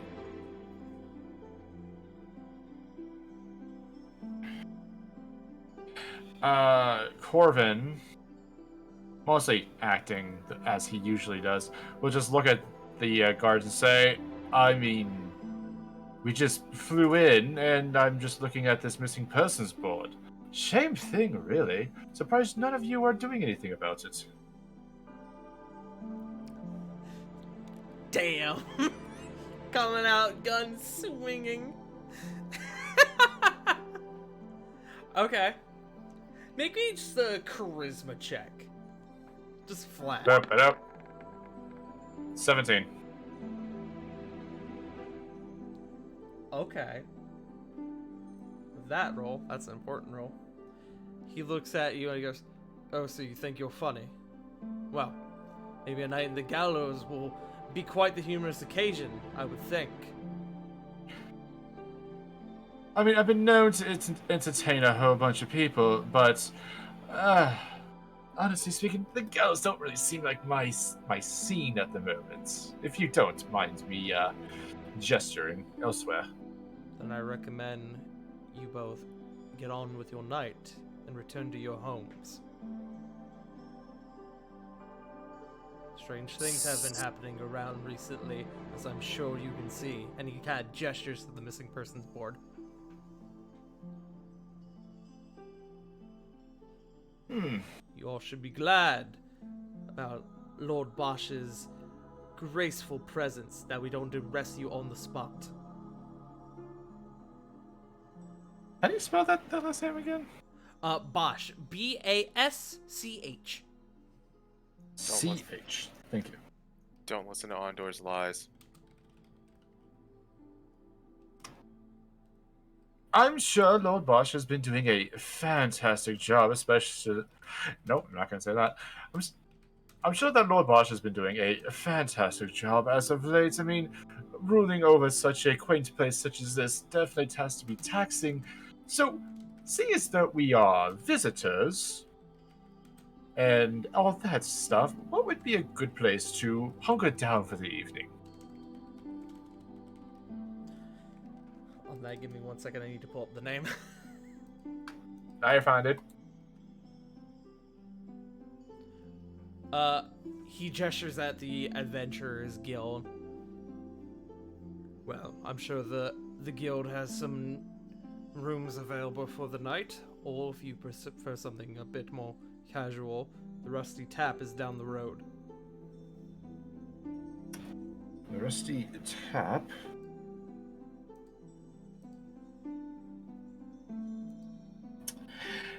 Thank you. We'll definitely make some use of that. You see him pause. He gives you a scowl. Carry on. And him and his buddy turn to walk away.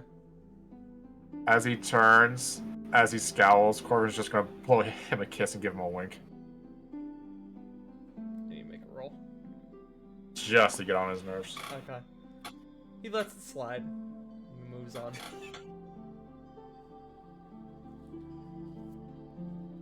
I will say, because you guys have been nailing these rolls, the big thing that stands out about, besides that conversation you just had, the big thing you notice is that sigil seems to be everywhere. Flags posted under, like, posted on the sides of buildings. Seems to be quite prevalent in this location. And you said it's that of a crow with swords? A crow skull on fire. On fire, thank you. Essentially. Or the fire seems colorless. I picked the wrong song. The fire seems colorless. So it seems more reasonable that maybe a wisp of some sort.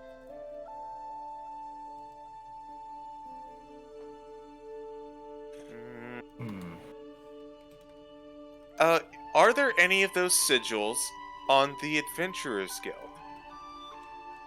No, actually.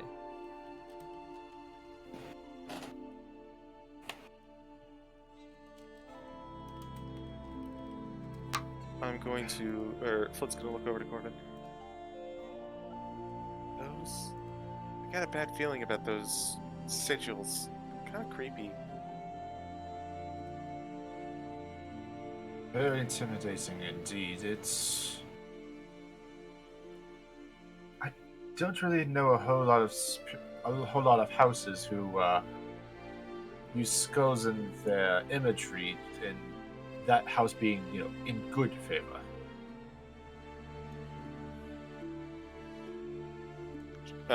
She's gonna whisper to Corvin again. If the tavern has that sigil, I say we come and bunk down here. I was kind of wanting to investigate the guild anyway for information. Let's meet up with the others and share what we found first.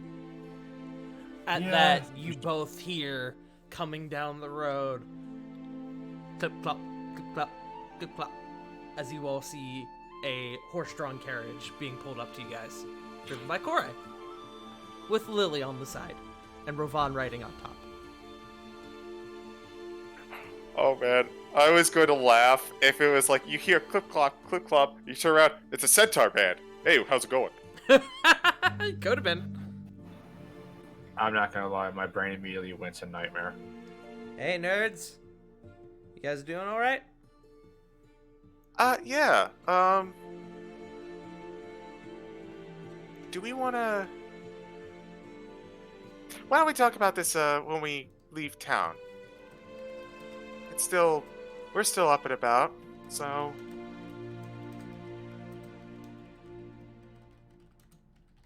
I mean, I guess.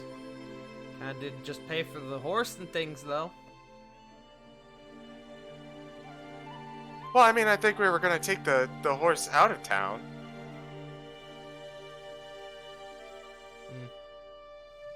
I might have misheard what he said. Apologies. I was typing. Fair enough. Flit just said, let's talk about it let's talk about what we found out after we get out of town. Yes, I did mishear what he said. I apologize. At that, Corey says, all right. Pile on in. As they all go in, Corvin is going to go inside of the carriage itself, and he is going to ritual cast Tiny Hut. Okay. I will say, he does say it's a dome. Yes. I'm hoping that it will not only encompass the carriage itself, but also on the outside of it, to where So you want to put like, the say- dome over the carriage? like I was gonna say inside the carriage and having it. But the thought was having it to expand out, Okay, like encompassing the entire cart. I think I understand. I will allow it. Yeah, so that way we can speak freely without having to worry about people hearing. Yes.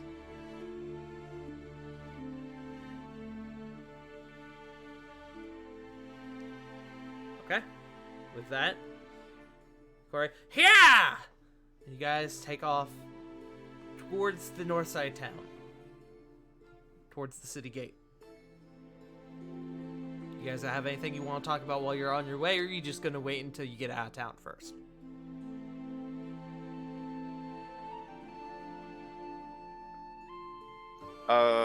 Flit would prefer to wait.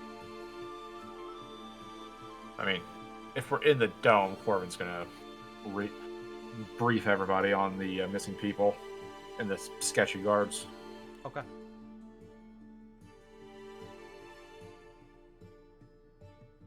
Corey will respond, man, that's fucking weird.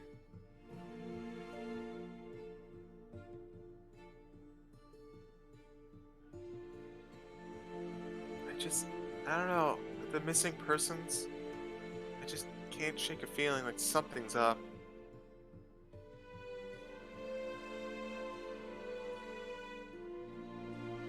If you guys are down for it, I'd like to look into this a little bit more before we head on back.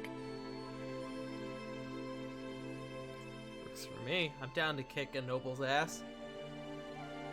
Oh, you would. Yeah, I would.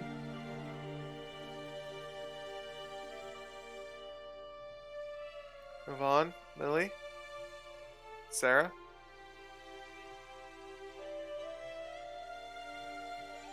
I think it would be a good idea. I think it would be good to find the missing people if we can. Help somebody out. Sarah. It is worrying enough that people are going missing. And after everything that we have dealt with, it only leads to troubling thoughts. I have no problem if we are to assist with the recovery of all the missing individuals.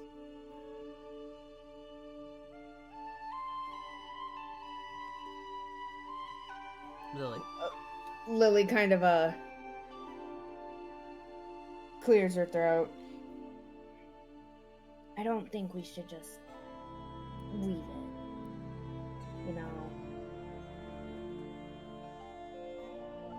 Helping people's kind of, I guess, what we do.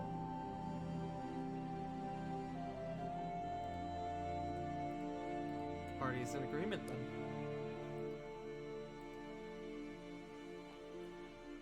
As you guys continue north, you eventually hit the city gate.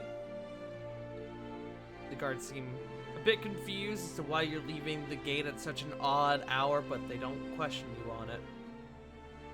They let you go. You guys continue heading north. It's a few hours ride. So if you guys have anything you want to talk about, now is the time to do it. So you guys have to go up to and up the volcano. Which there does seem to be a fairly stable laid out road for it. As soon as the town is well enough out of sight, and we're still in the dome, Foot's gonna look to everyone, and specifically look to Sarah. You don't think this has to do with them, do you?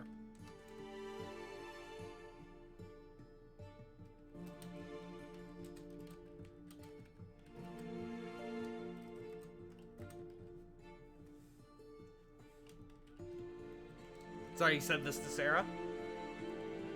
Well, to the party, but specifically looking at Sarah. Yeah, I don't know why. I heard it and my brain went, yes. Mm-hmm. Agreed. Sorry, this is like the second time in like 5 minutes you zoned out on me. I'm sorry. Sarah chimes in. Well, when we were in Drakenheim, people were going missing there too, so would make sense. Not only Drakenheim. Lily looks at Flit, confused.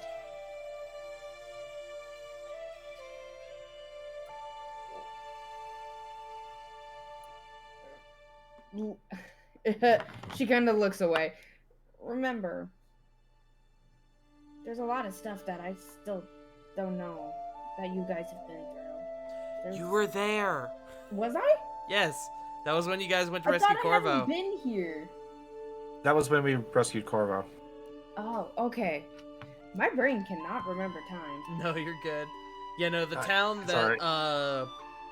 albeit it wasn't as subtle as this was, the town you guys appeared in, people had been getting captured by the undead that had been ravaging the town.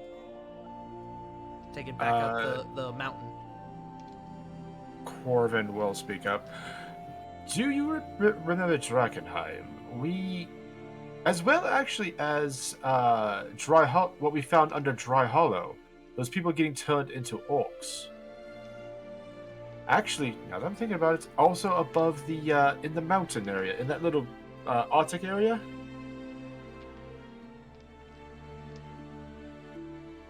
And let's not forget, there's also what's going on at Dawnfell.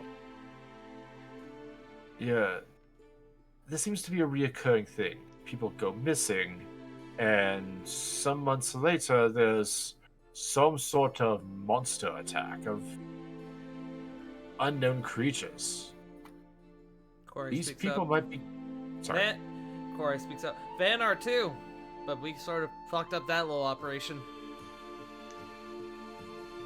So it seems to be with anytime someone goes missing, somebody a part of the Hellfire Assembly is turning them into Orion.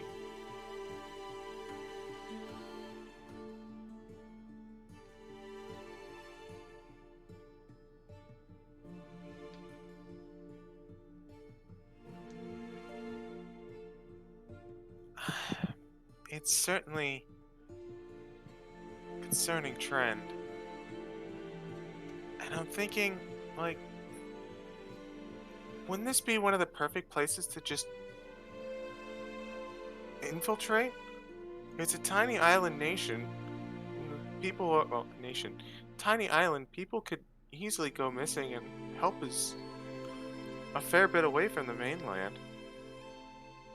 And if this Lord Bosch is it, if he is what we think and he is affiliated with them, working with them in some way, shape, or form, then those guards hassling us definitely points towards that. Not far from Vanar, and again, we did fuck up that operation. Maybe this is a backup.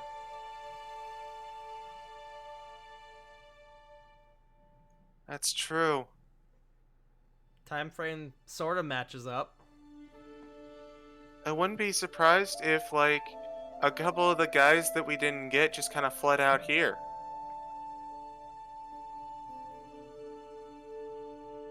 This is above game. This is probably a long shot, but when Flit and myself were eating lunch with the cultists at their base, did we hear anything revolving around somebody named Bosch? Make me a history check. Actually, you know what? Don't bother. I'll just say you didn't. You didn't. Okay, that is fine. Like I said, long shot. Yeah. No, you're good. It was worth a shot.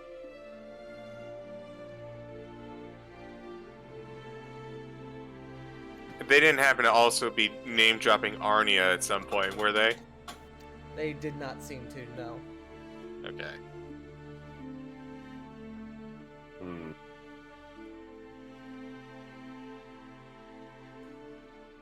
then there's this whole thing with.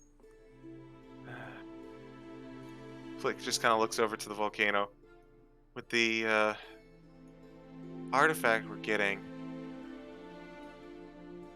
I don't think he's involved. That's not where I'm going with this, but we're adventuring to take it off his hands, and then we come back to work on, what might be a cell.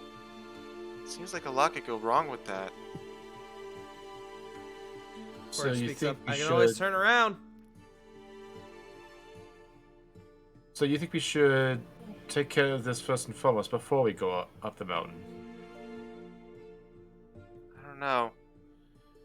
Just something that's this whole activity near the region that an artifact is also taking place, and they have the codex.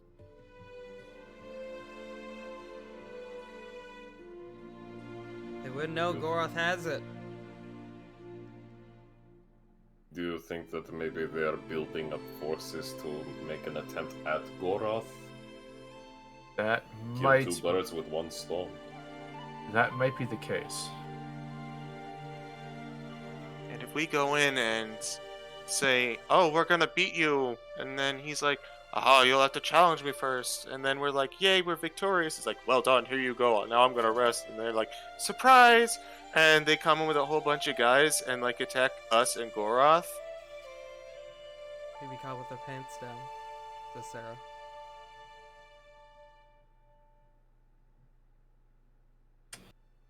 At that, Corey pulls back on the reins and stops the cart. Alright, from the way it's sounding, I think we should decide what we're doing before we go any further.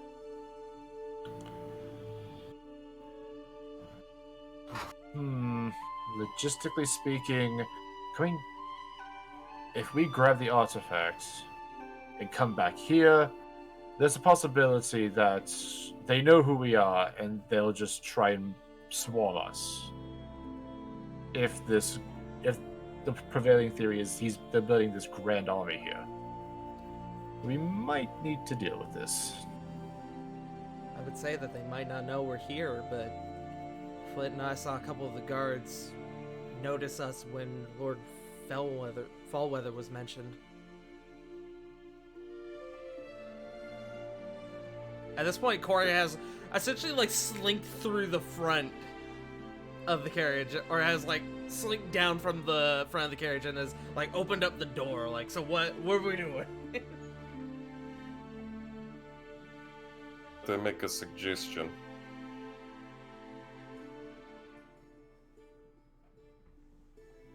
Huh? We are to at least deal with this problem first before we are to reclaim the artifact. I believe it would be best to give Goroth the heads up, if possible. That way at least we do not have to worry too much about them getting ambushed.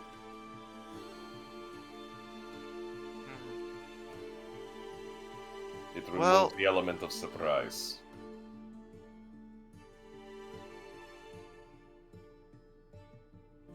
Hey, Corvin, Yes. do you have that spell where you can communicate with anyone over the globe ready right now? Always have it. But Again, bards can't change their spells. Oh, yeah. right.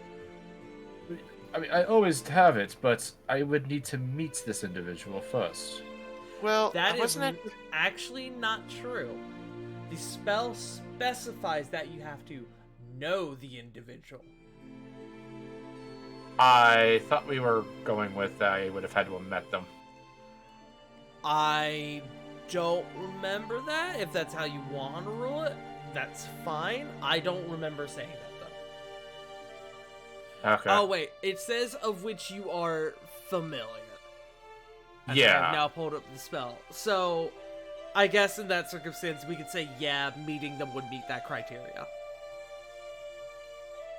We could always try to get in contact with someone who's already met them. I was So, thinking. Canthmore. I was definitely thinking that Canthmore and the rest should know what we found. I can send him a message just real quick. Yeah, I think. All right, before we commit, let's figure out what we're doing first. So I vote that we head back into town. It's a little late tonight. So it might seem weird to just kind of come back. I kind of vote that we don't go after the artifact until we figure out what's going on in town first. Agreed. Sarah and Corey would agree.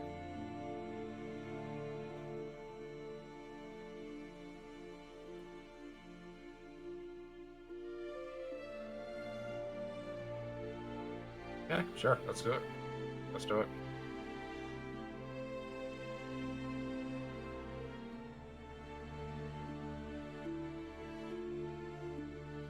Lily? Lily nods.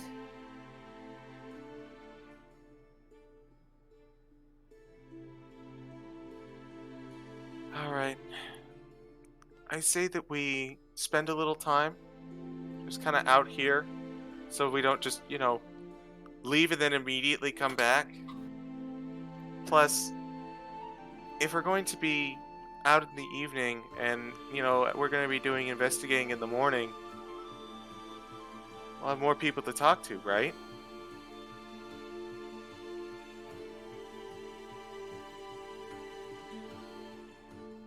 Are we setting up camp then? It's been a while since we've been camping. I wouldn't mind. For setting up camp, Corvin's going to dissipate the tiny hut and then reapply it wherever we're making camp. Okay.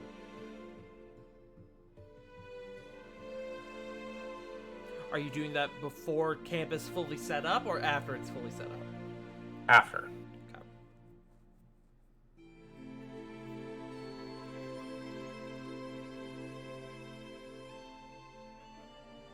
All right. Do we need to actually do anything to help set up camp, or do we just do it? Well, my first big question is, Corvin, do you still go through with doing that sending message? Yes. Okay. Who are you doing sending to, and what do you say? Gonna send a message to Canthmore. Hey, so there's been a string of. I gotta count this out. String. So, hey. Love so, sending. Hey, I gotta type this up. Excuse me. Take your time.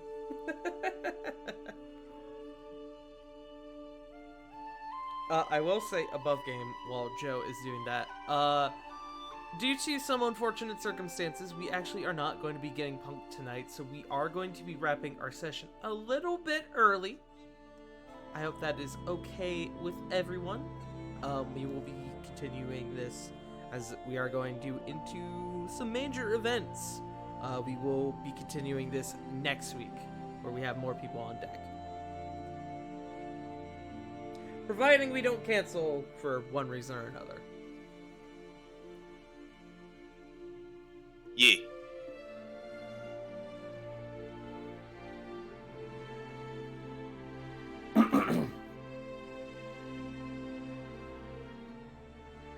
That's as much as I absolutely would love to continue playing with you guys. I do feel like if we're going to be doing such major plot events, it'd be better to have, the full party. The full party, as well as everyone's kind of out of it tonight, so. Yeah, for those who weren't here the first time, I moved my entire room today. I am pooped. Yeah.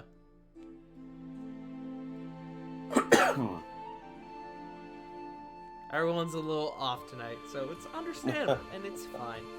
Nothing wrong with a shorter game. Yeah. Yep. You guys already did a big thing today. You guys fucking fought a big boy. Okay, I got it. Okay.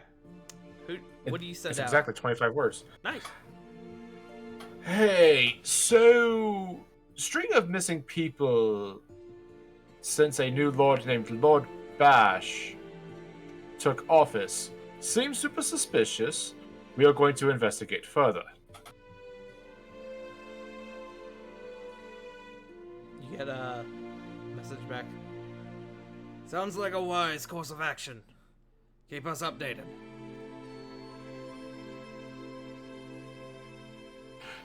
He's been notified.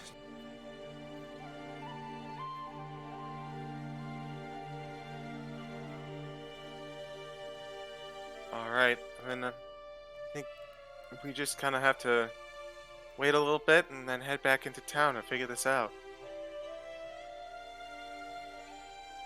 Okay. You guys begin setting up camp in the middle of the dark, out by the side of the road. It's quiet. Is anyone taking watch while the rest of the party sets up camp? Lily will. Go ahead and make me a perception check.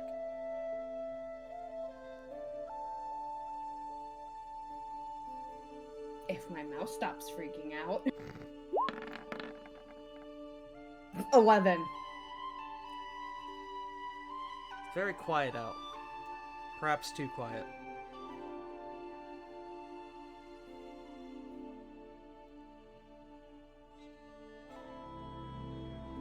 As you're watching out by the road, you are the only real line of defense between you, or between your party and whatever could be out there in the dark.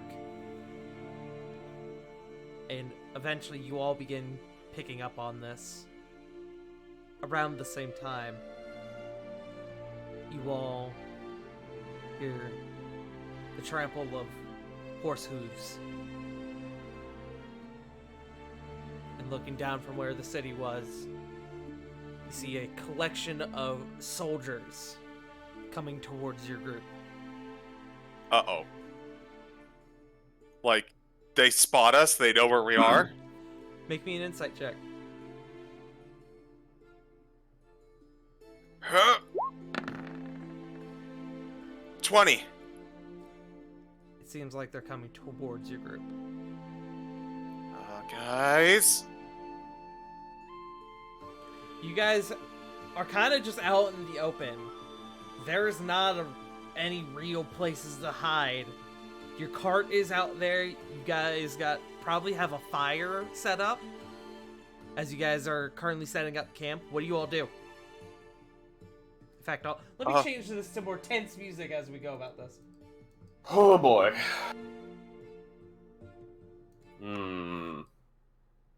I have an idea. Ooh. What is idea? Well, either I'm up for running if we want to run, but if we want to pretend like we're supposed to be out here, we could break the cart wheels and say, oh no, we're bunking up like we were gonna go somewhere, but we can't go any further. Deal. Vaughn will break a wheel if need be. No check required. You are strong as fuck. You don't even break the wheel. You just rip it off the cart and chuck it into the distance. You know, we could have saved. Oh. Could I actually do something? Sure. He'll chuck it, but he'll chuck it at a little bit of a distance, if I could still see it. Far enough to where you can track it afterwards? Yes. Absolutely. Go ahead and... No, you've got a fucking... What is it, 23 in strength? No check required. Just... Hands like behind the back. Eventually, Lily, you are watching this group of guards approach, and you notice they're all on armored horseback. There's about 8 of them. They eventually get close enough to your group that they stop. What are you all doing out here? State your business. It appears to be camping. What's that? I said, I believe we. Like, he looks at the fire, looks back at the guard, looks back at the fire, looks back at the guard. I believe we are doing a thing called camping. I know it's a bit new in certain parts, but I hear it's all the rage down in Asterios.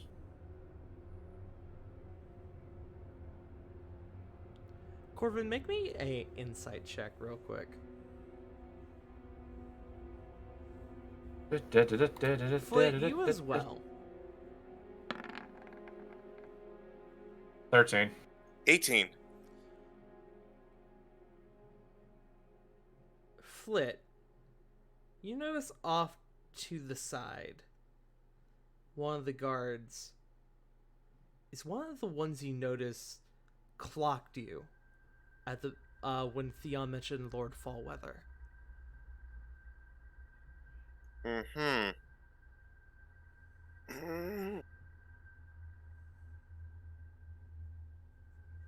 Camping. Yes, as you can tell over here, a wheel of ours is broken down. Not sure where that thing went, and we're just camping out for the evening. As you can tell by this dome, I got us pretty covered. So you all can be on your merry way as we'll probably fix this in the morning. Make a persuasion check.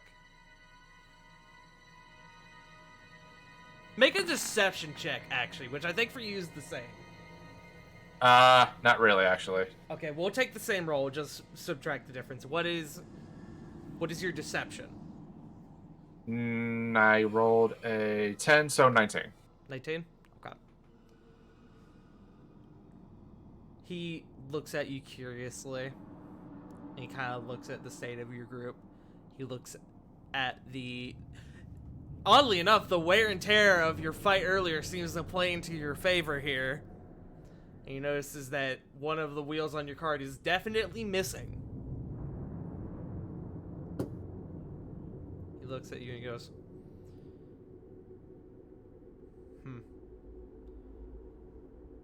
Godric.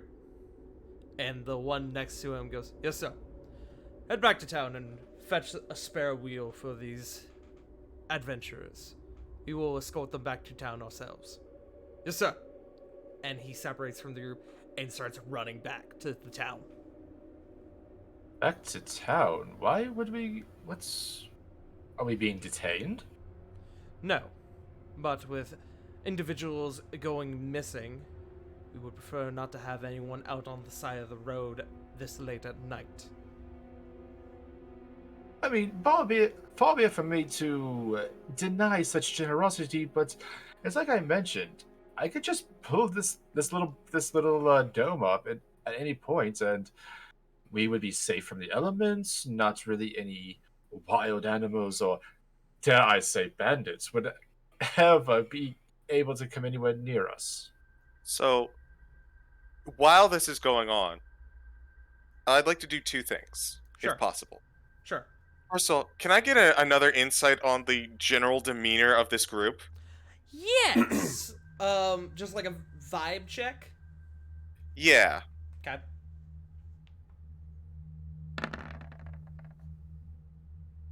That's a natural 1. He's fucking on to you. You gotta go. You gotta go. That's okay. This still kind of goes into the other thing I was... Actually, you know what? You know what? Screw it. I've got inspiration. That's true. Ooh. 15. Hey. It's not that one. It's not that one. They seem pretty suspicious of you guys. Alright. So I'm going to do... Just gonna do something. I'm gonna look to Corvin and says, Corvin! They're gonna take us back to town. Why do we need to camp? Well, we're almost there.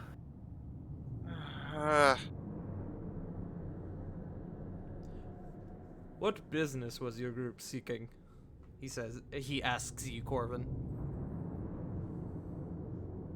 A bit of thrill seeking, actually. See, we're all on vacation, and we heard telling about a certain mountain range that's actually pretty nice for, I don't know, a spot of fun. Make a roll for this guy real quick. Okay. From the way I'm seeing, and he looks back to towards the town. You all are about a 15-minute ride away from town. You seem to be in the process of setting up camp, meaning you would have had to have left town somewhat recently. Pardon me for saying, but something doesn't seem right. So if it's all right with you, I think we will all head back to town together.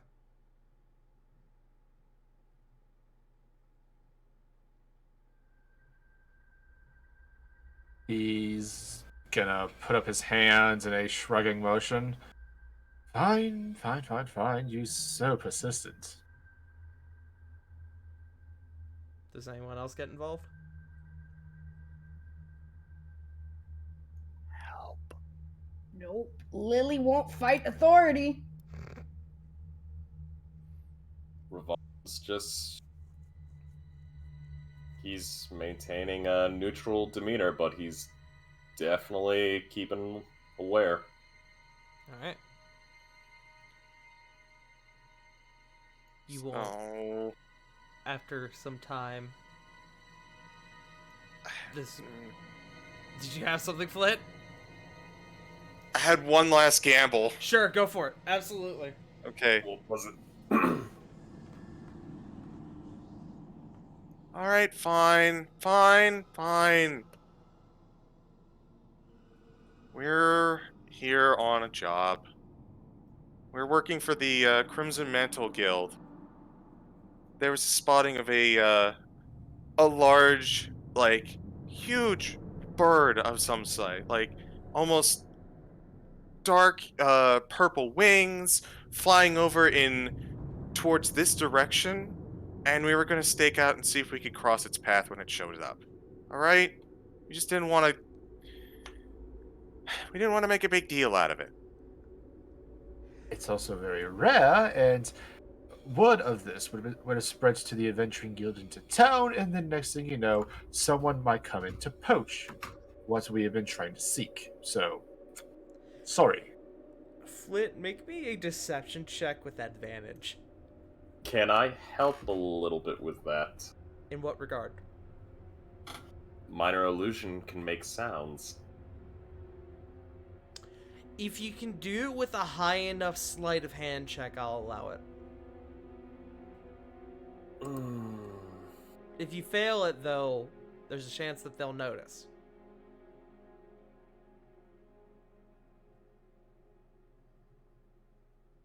I'm not good at Fortunately, I have a second inspiration to burn.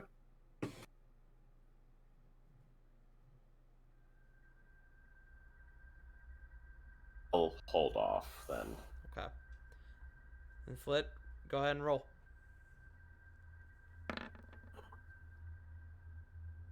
I'm gonna burn that inspiration. Burn the inspiration.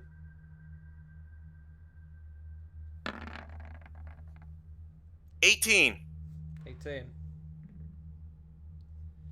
He looks to his friends and he thinks really hard, scowling over your group, gazing over you all. Something doesn't seem right, but he gives in. Alright. If that is the case, then we will get this wheel to you all, and we will be on our way. We will wish you all the best of luck. If you all are out here seeking some sort of bounty, then presumably you all are armed adventuring types. So, I believe in that regard we don't have to worry about you being snatched up by these kidnappers or whatever have you. Wait, could these guys not tell that we were armed? They knew you were armed, but I mean, they only have so much knowledge on magical items. They're city guard. Fair. And, I mean, none of you had your weapons drawn. In fact, you guys were setting up for camp. Like, they can see you guys wearing armor, but they don't fucking know, like... They don't know what it does. They're just like, yeah, armor, whatever. Maybe they're like merchants or something. Because it's not uncommon to have, like, an armed escort when you're merchants.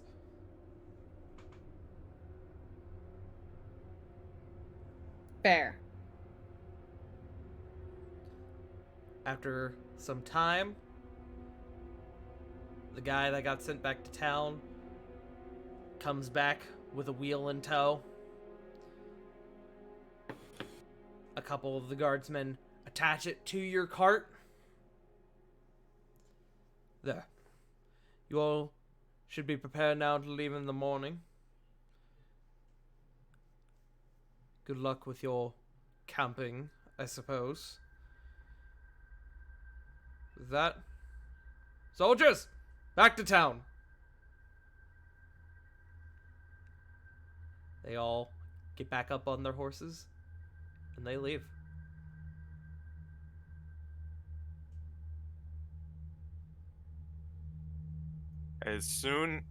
Not as soon as they're gone, but like maybe like 10 minutes after they're out of sight, Flit's gonna look back to Corvin. I'm really glad that I went looked and found out about the Crimson Mantle Guild. Definitely helped us. They were not budging. Turn off the menacing music. Please continue.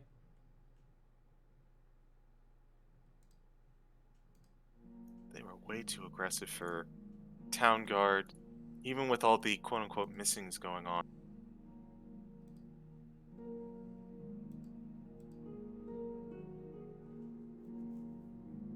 Very suspicious indeed. Well, it's a good thing we're going back into it.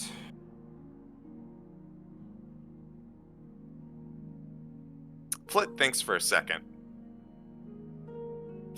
I'm going to use my last wild shape for the day. Okay.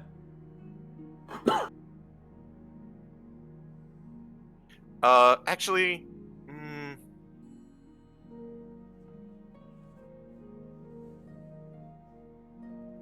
yeah, I think I will. I'm going to wild shape into what's the largest bird I've seen? Quetzalcoatlus. I guess it would have feathers. Yeah, I will wild shape into, well, I'm gonna try to find a discreet spot just in case. Right. I'm going You to wild wander off shape to where your old wheel is. Yeah. I'm going to wild shape into a Quetzalcoatlus, pick off a bunch of feathers, and then turn back into Flit. Okay. Just gonna walk back with the feathers. Some proof that we, unfortunately, it got away from us during the night.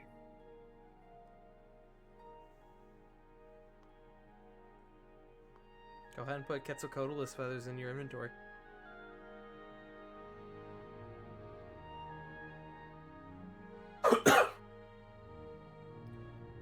Lily just looks at Flit. Doesn't that hurt? It stings, but, I mean, I've been stabbed before. Stabbed, shot, burned. Scorched. Been many things. Shot again, shot a third time. Sarah goes, Looks at alright, Sarah. I'm sorry!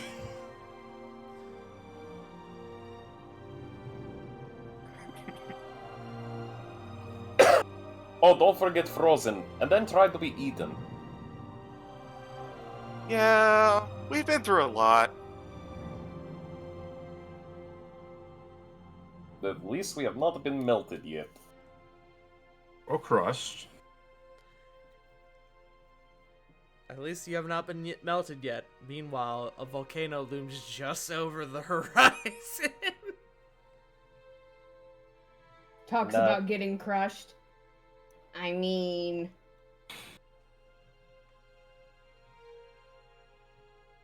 I'm small. Plenty crushes me. This is true. You feel Corey nudge your arm, Lily. That doesn't exclude Genia, am I right? Ha ha! High five, Corey. I don't get it. Lily Don't worry. nudges Corey back. Shut up! Leave. Leans in the flit. I believe they are talking about wrestling. It is good for physique. Yes, and I can guarantee you, for the first time, Lily was probably on top in their endeavors. Got him. I Says have Corey. nothing I can throw it. You have a wheel. You've got a wheel. There You've got is a wheel. backpack full of supplies. Actually, no. Flint didn't bring back the. You would have to go out and get the wheel and then throw it. That reminds me, I need to go collect the wheel.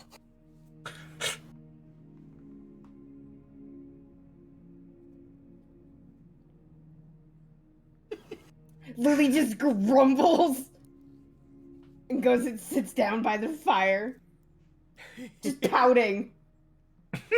Oh my goodness.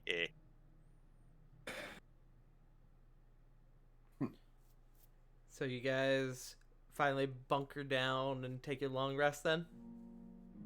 Yee. I will Yeah. say it is a bit awkward to do, as you guys have technically only been up for like 4 hours. Because it was morning when you guys like went When we left, to yeah. Nicholas's vault. You guys have been up for maybe 4 or 5 hours. The deep We afternoon did fight nap. an elemental, though. Here's That's what I will nice. do. Because technically you need to wait a full rotation to get another long rest. Technically. What I will do is that you guys will sit here and wait until morning, which is a few hours away. You guys can nap, do whatever. I will count this as a short rest. Works for me. So, any Okay. class-based abilities that recover on a short rest, anything you want. Warlocks, you get your spell slots back. Looks at Ravon. Any spell slots yet? Don't Warlocks get spellcasting at level 1? Oh yeah, no, they do. Yeah, they do. I just haven't expended any spells. Oh, I see. I will. I'll have Flip Roll a or couple of hit Corey roll die. 1 hit die just to top off. Perfect. I'll do a couple myself. Or not. Yeah, anyone That was wants to the- go ahead and roll hit dice, go right on ahead. Take double shot.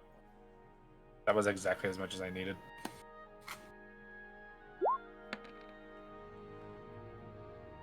Well, I'm back up to max.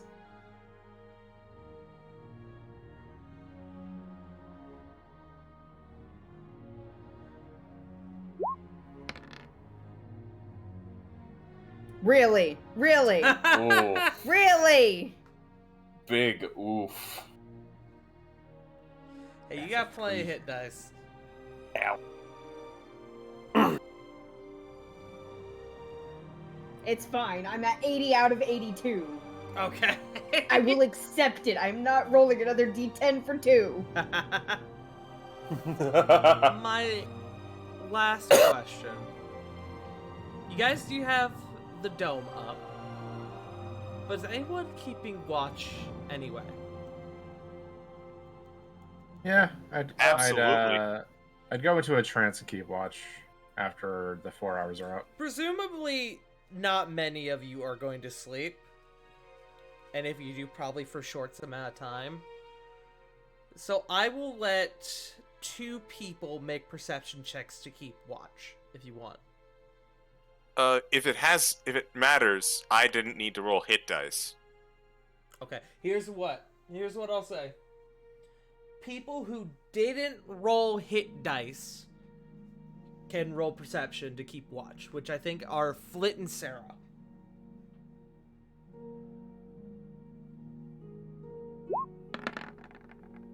Natural 20. Natural 20. Good shit. Nice gods. What about Sarah?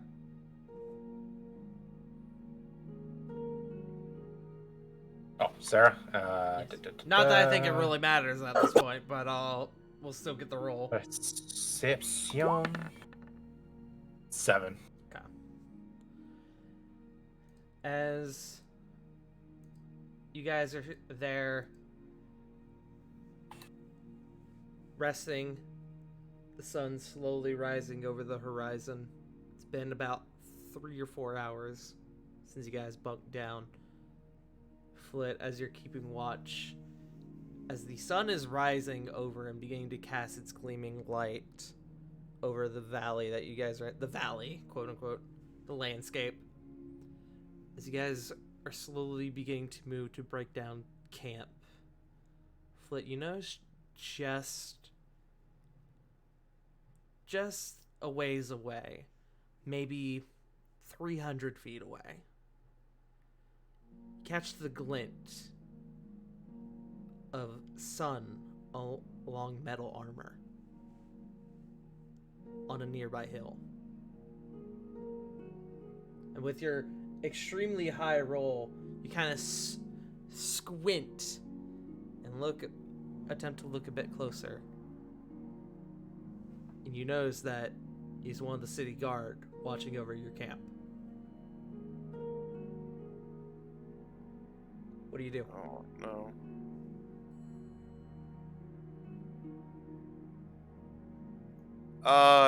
Would I have noticed if he was there, like, watching us the whole time? Make me an insight check.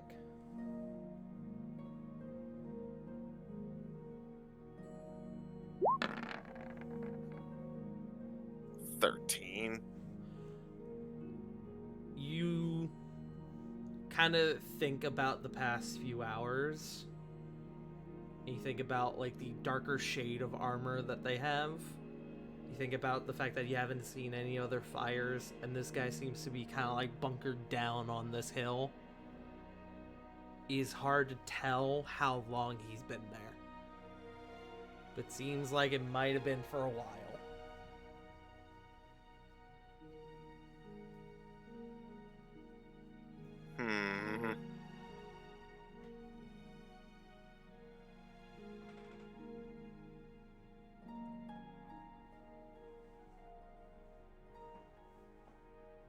I guess at this point I'm just going to see if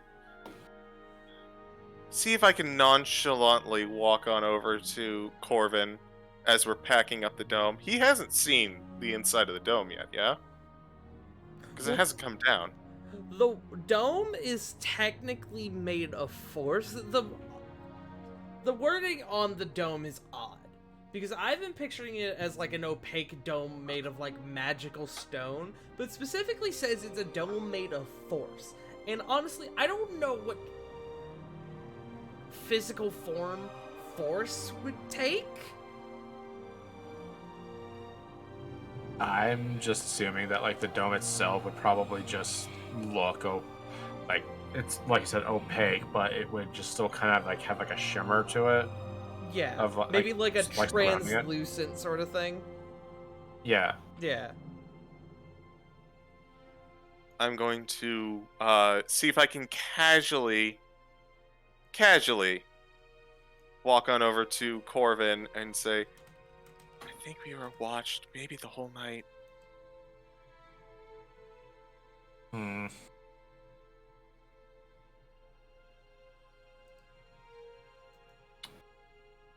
got the feathers, but if you watched us the whole time, I'm not sure.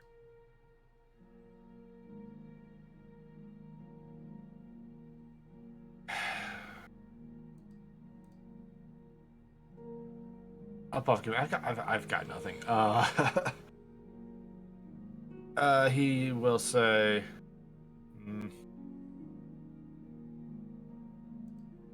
he's watching us, and you said it was black armor, right? Oh, this guy's good. It's like a darker shade, yeah. It's like a dark gray. Like a dark silver. The guy you notice leading their troop was wearing solid black armor, though.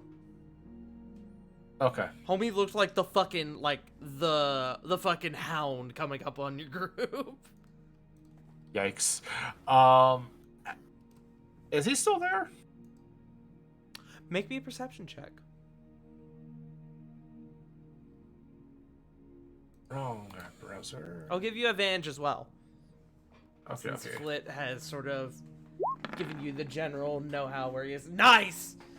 Natural 20, 24. He is absolutely still there. But you do notice he seems to be getting ready to leave as you guys are tearing down your camp. And this is... can I spot any kind of like iconography on him? He's a solid distance away. So I'm going to say probably not. Even with a natural 20. I mean, he's pretty far away. You can only make out so much. How far would you say that he is? About 300-ish feet. Corvin, noticing the man's prepping to leave, looks towards the group. I mean, I could always go say hi.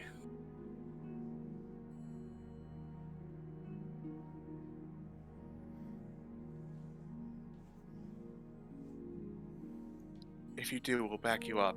Whatever you say. Well, catch me if you can. As I dimension door, like right next to this guy, kind of leaning up against wherever he's Okay. camping out at. You dimension door over to him. And you appear. What do you say when you appear? Just pops in like right behind him, taps him on the shoulder. I hope you got a good show there, you little voyeur. Ha! And he turns around, sword drawn. And I think, honestly, that's a good point to end it. Oh, Boy. I think you dropping in on this guy is the ideal, like, cliffhanger for the end of the session. Surprise! good God. This is really tense. Mm-hmm. Mm-hmm. Oh no, I can't believe one of the guards got abducted by a giant bird. Oh no, how did that happen? But How on did that it note, thank you all for joining us tonight. Bit of a shorter session. We were missing a couple folks, but as things are going to be kicking off, it seems like a good point to end before we get too much further. But thank you all for joining us here tonight. Let's start doing our outros. We'll start with Punk and Sarah, who unfortunately were not here. Sarah had something come up earlier in the night, and so they told us that they weren't, that she wasn't going to be able to join us. But you can find them at twitch.tv/wolfstalker16. So make sure to go and give them a follow if you haven't. They've recently been playing Resident Evil. So, yeah. And then Punk, who was meant to join us earlier, unfortunately, upon returning home, received some unfortunate news that kept them from joining us for a game today. We will not dive into that because it's personal, but they should be with us again for our next game. You can find them at twitch.tv/punkyarddog, where they last were doing Yakuza, the Yakuzers. So yeah. Let's see. Who do I want to give it to? I only have 4 to pick from tonight. Let's roll a d4. Let's go with Joe. I already went though. Don't you do it. Don't do it. Don't you dare. You shill yourself, you bitch. Fine. Hey, what's up, everybody? You can find me on Twitter. It's the Joe Mojo, where I mostly post a bunch of nonsense when I can, and updates for my streams at twitch.tv/Joe_Mojo, where I am the host of MNW Firing Line. your recap show for everything Multiverse Nexus Wrestling. Had a big couple of shows these past couple of days, and things are kicking up, especially with Flashbang. What does Spike mean that isn't Burden? Find out that and more. And I'm just gonna go ahead and softball toss this over to River. Ow, my face. Joe, how could you do that to them? It was coming at like Mach, but it was coming at a speed of 1 mile an hour. I'm You surprised you underestimate didn't how many dodge. times I've been hit in the face with the baseball. It's been more than once. You can find me over at twitch.tv/WickedRiver97, where I stream. You do. I have Curse of Strahd on Tuesday. I don't know if I'm streaming Monday because someone hasn't said if they're having a watch party Monday night or not. It's gonna be in the fucking schedule. Relax. It's Monday Night Watch Party. It is, yeah. Yes, but you need to let me know beforehand too. Well, fucking, yes. Jesus. Fucking, that's Monday Night Watch Party. Of course there's gonna be one. And then maybe you'll see me Friday. I don't know. That depends if Tart wants me on his subathon. Yes, my subathon, which we're gonna get into the details here in a bit. Yes, but I'm going to pick up this ball that has hit me in the face and gently toss it to CG. Mm-hmm. I see.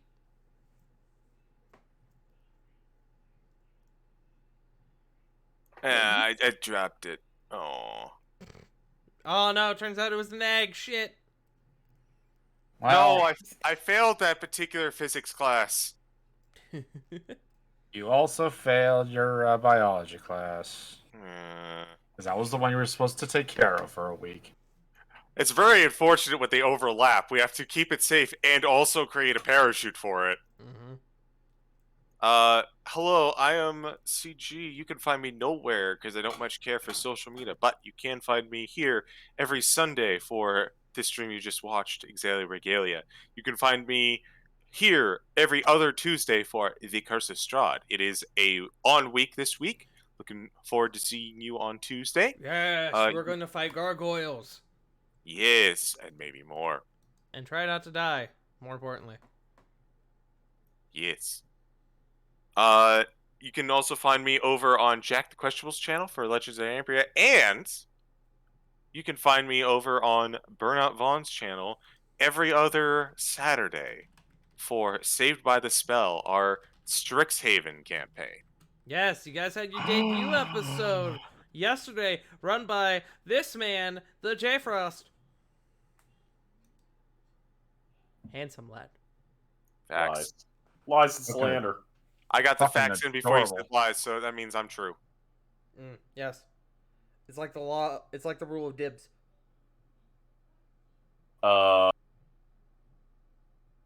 Look.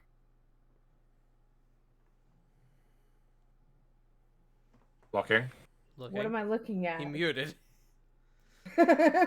Oh, no, I said fuck. Oh, I thought you said look. I thought you said look. I also heard look. So I heard look.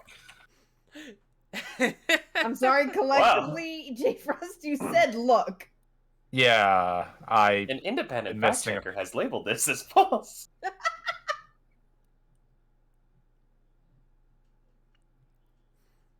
J Frost, where can people find you? God damn it, I thought it was still CG's turn. Oh yeah, I guess that's a good point. CG, are you done? Saturdays at 7. Also, I'm going to toss it over to J Frost. Son of a bitch. Hi, everybody. You can find me at twitch.tv/jfrost747, where, as stated before, you will find us here at Lovely Farting Tarts channel for this Tuesday for our Dummies and Disasters. That's me. Yeah, hopefully, everything's going alright with the gargoyles, and nothing can go wrong! Nothing can go Go wrong. Smile. other than that, you can find me at my channel, where this Friday probably either going to be doing some more Total War with the boys, or probably doing some Civ. Because, good lord, I have an addiction to real-time strategy games that last anywhere between 1 to 12 hours. Mm-hmm. And you'll find us again on not this Saturday, but next Saturday on Burnout Vaughn's channel, where, again, Saved by the Spell. Orientation Day was a success. But what else is to come? They And also- survived. Exactly. But also, the most important thing, who brought all their folders and binders? I did. See? That's a good student! I don't even know what he's on. I haven't even been assigned any materials. Can I at least look at the curriculum first before I get judged? Failure! Damn, But for real. you haven't even started and you've already failed. But Well, other- guess I gotta drop out of the campaign. Bye, guys.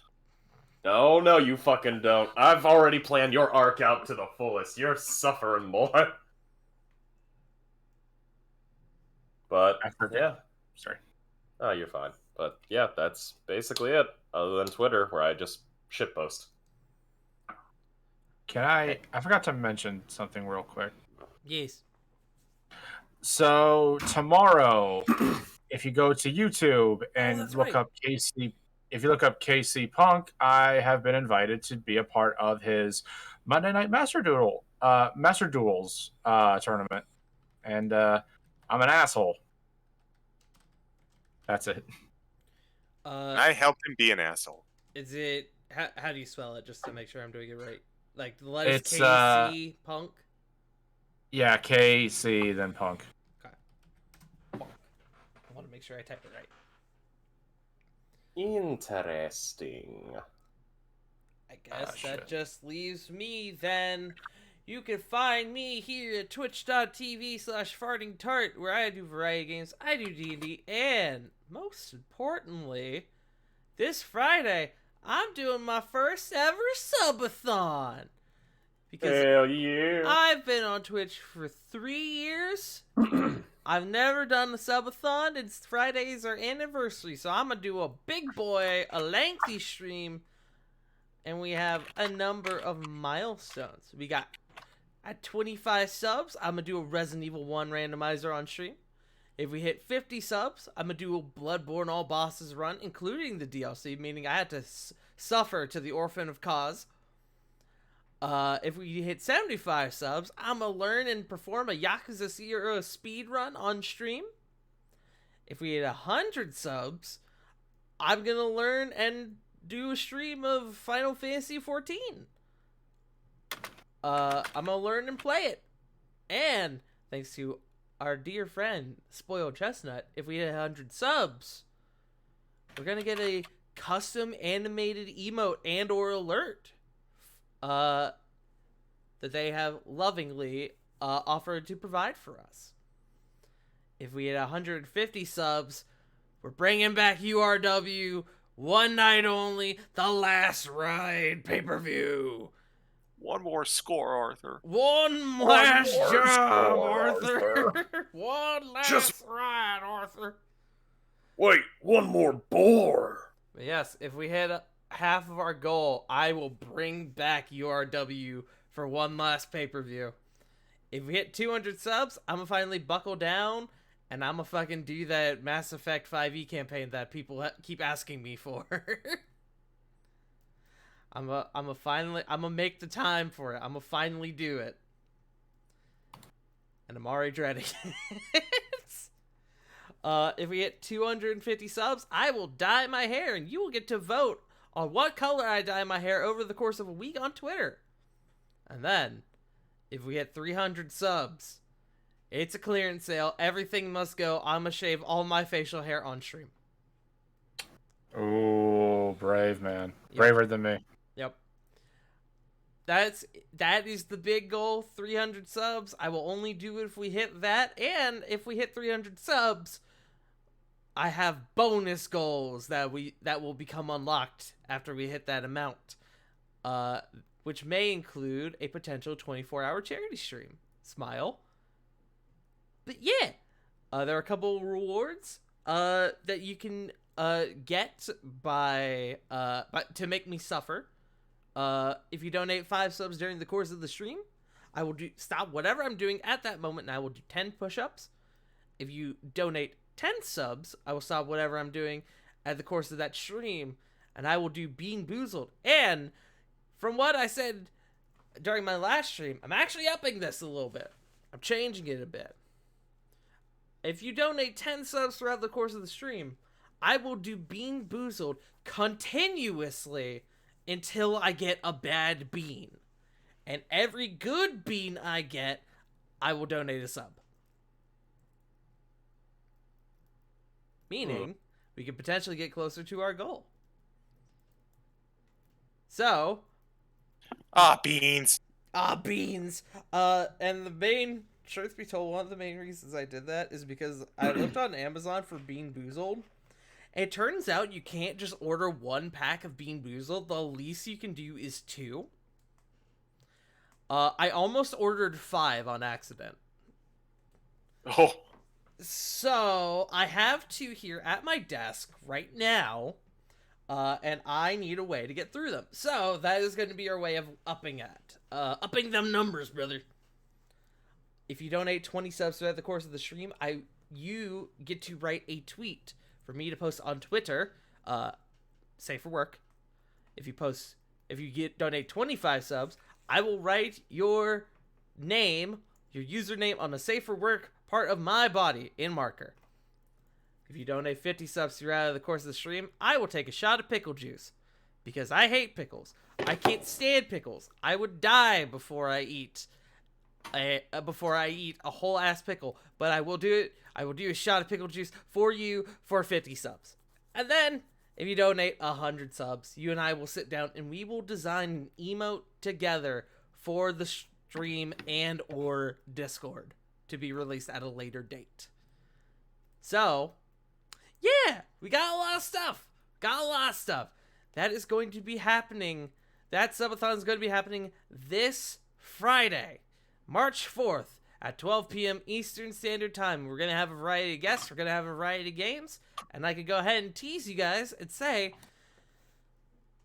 the dreaded, the cursed, the wonderful, the Shoki Saturday bomb defusal stream will be happening that day.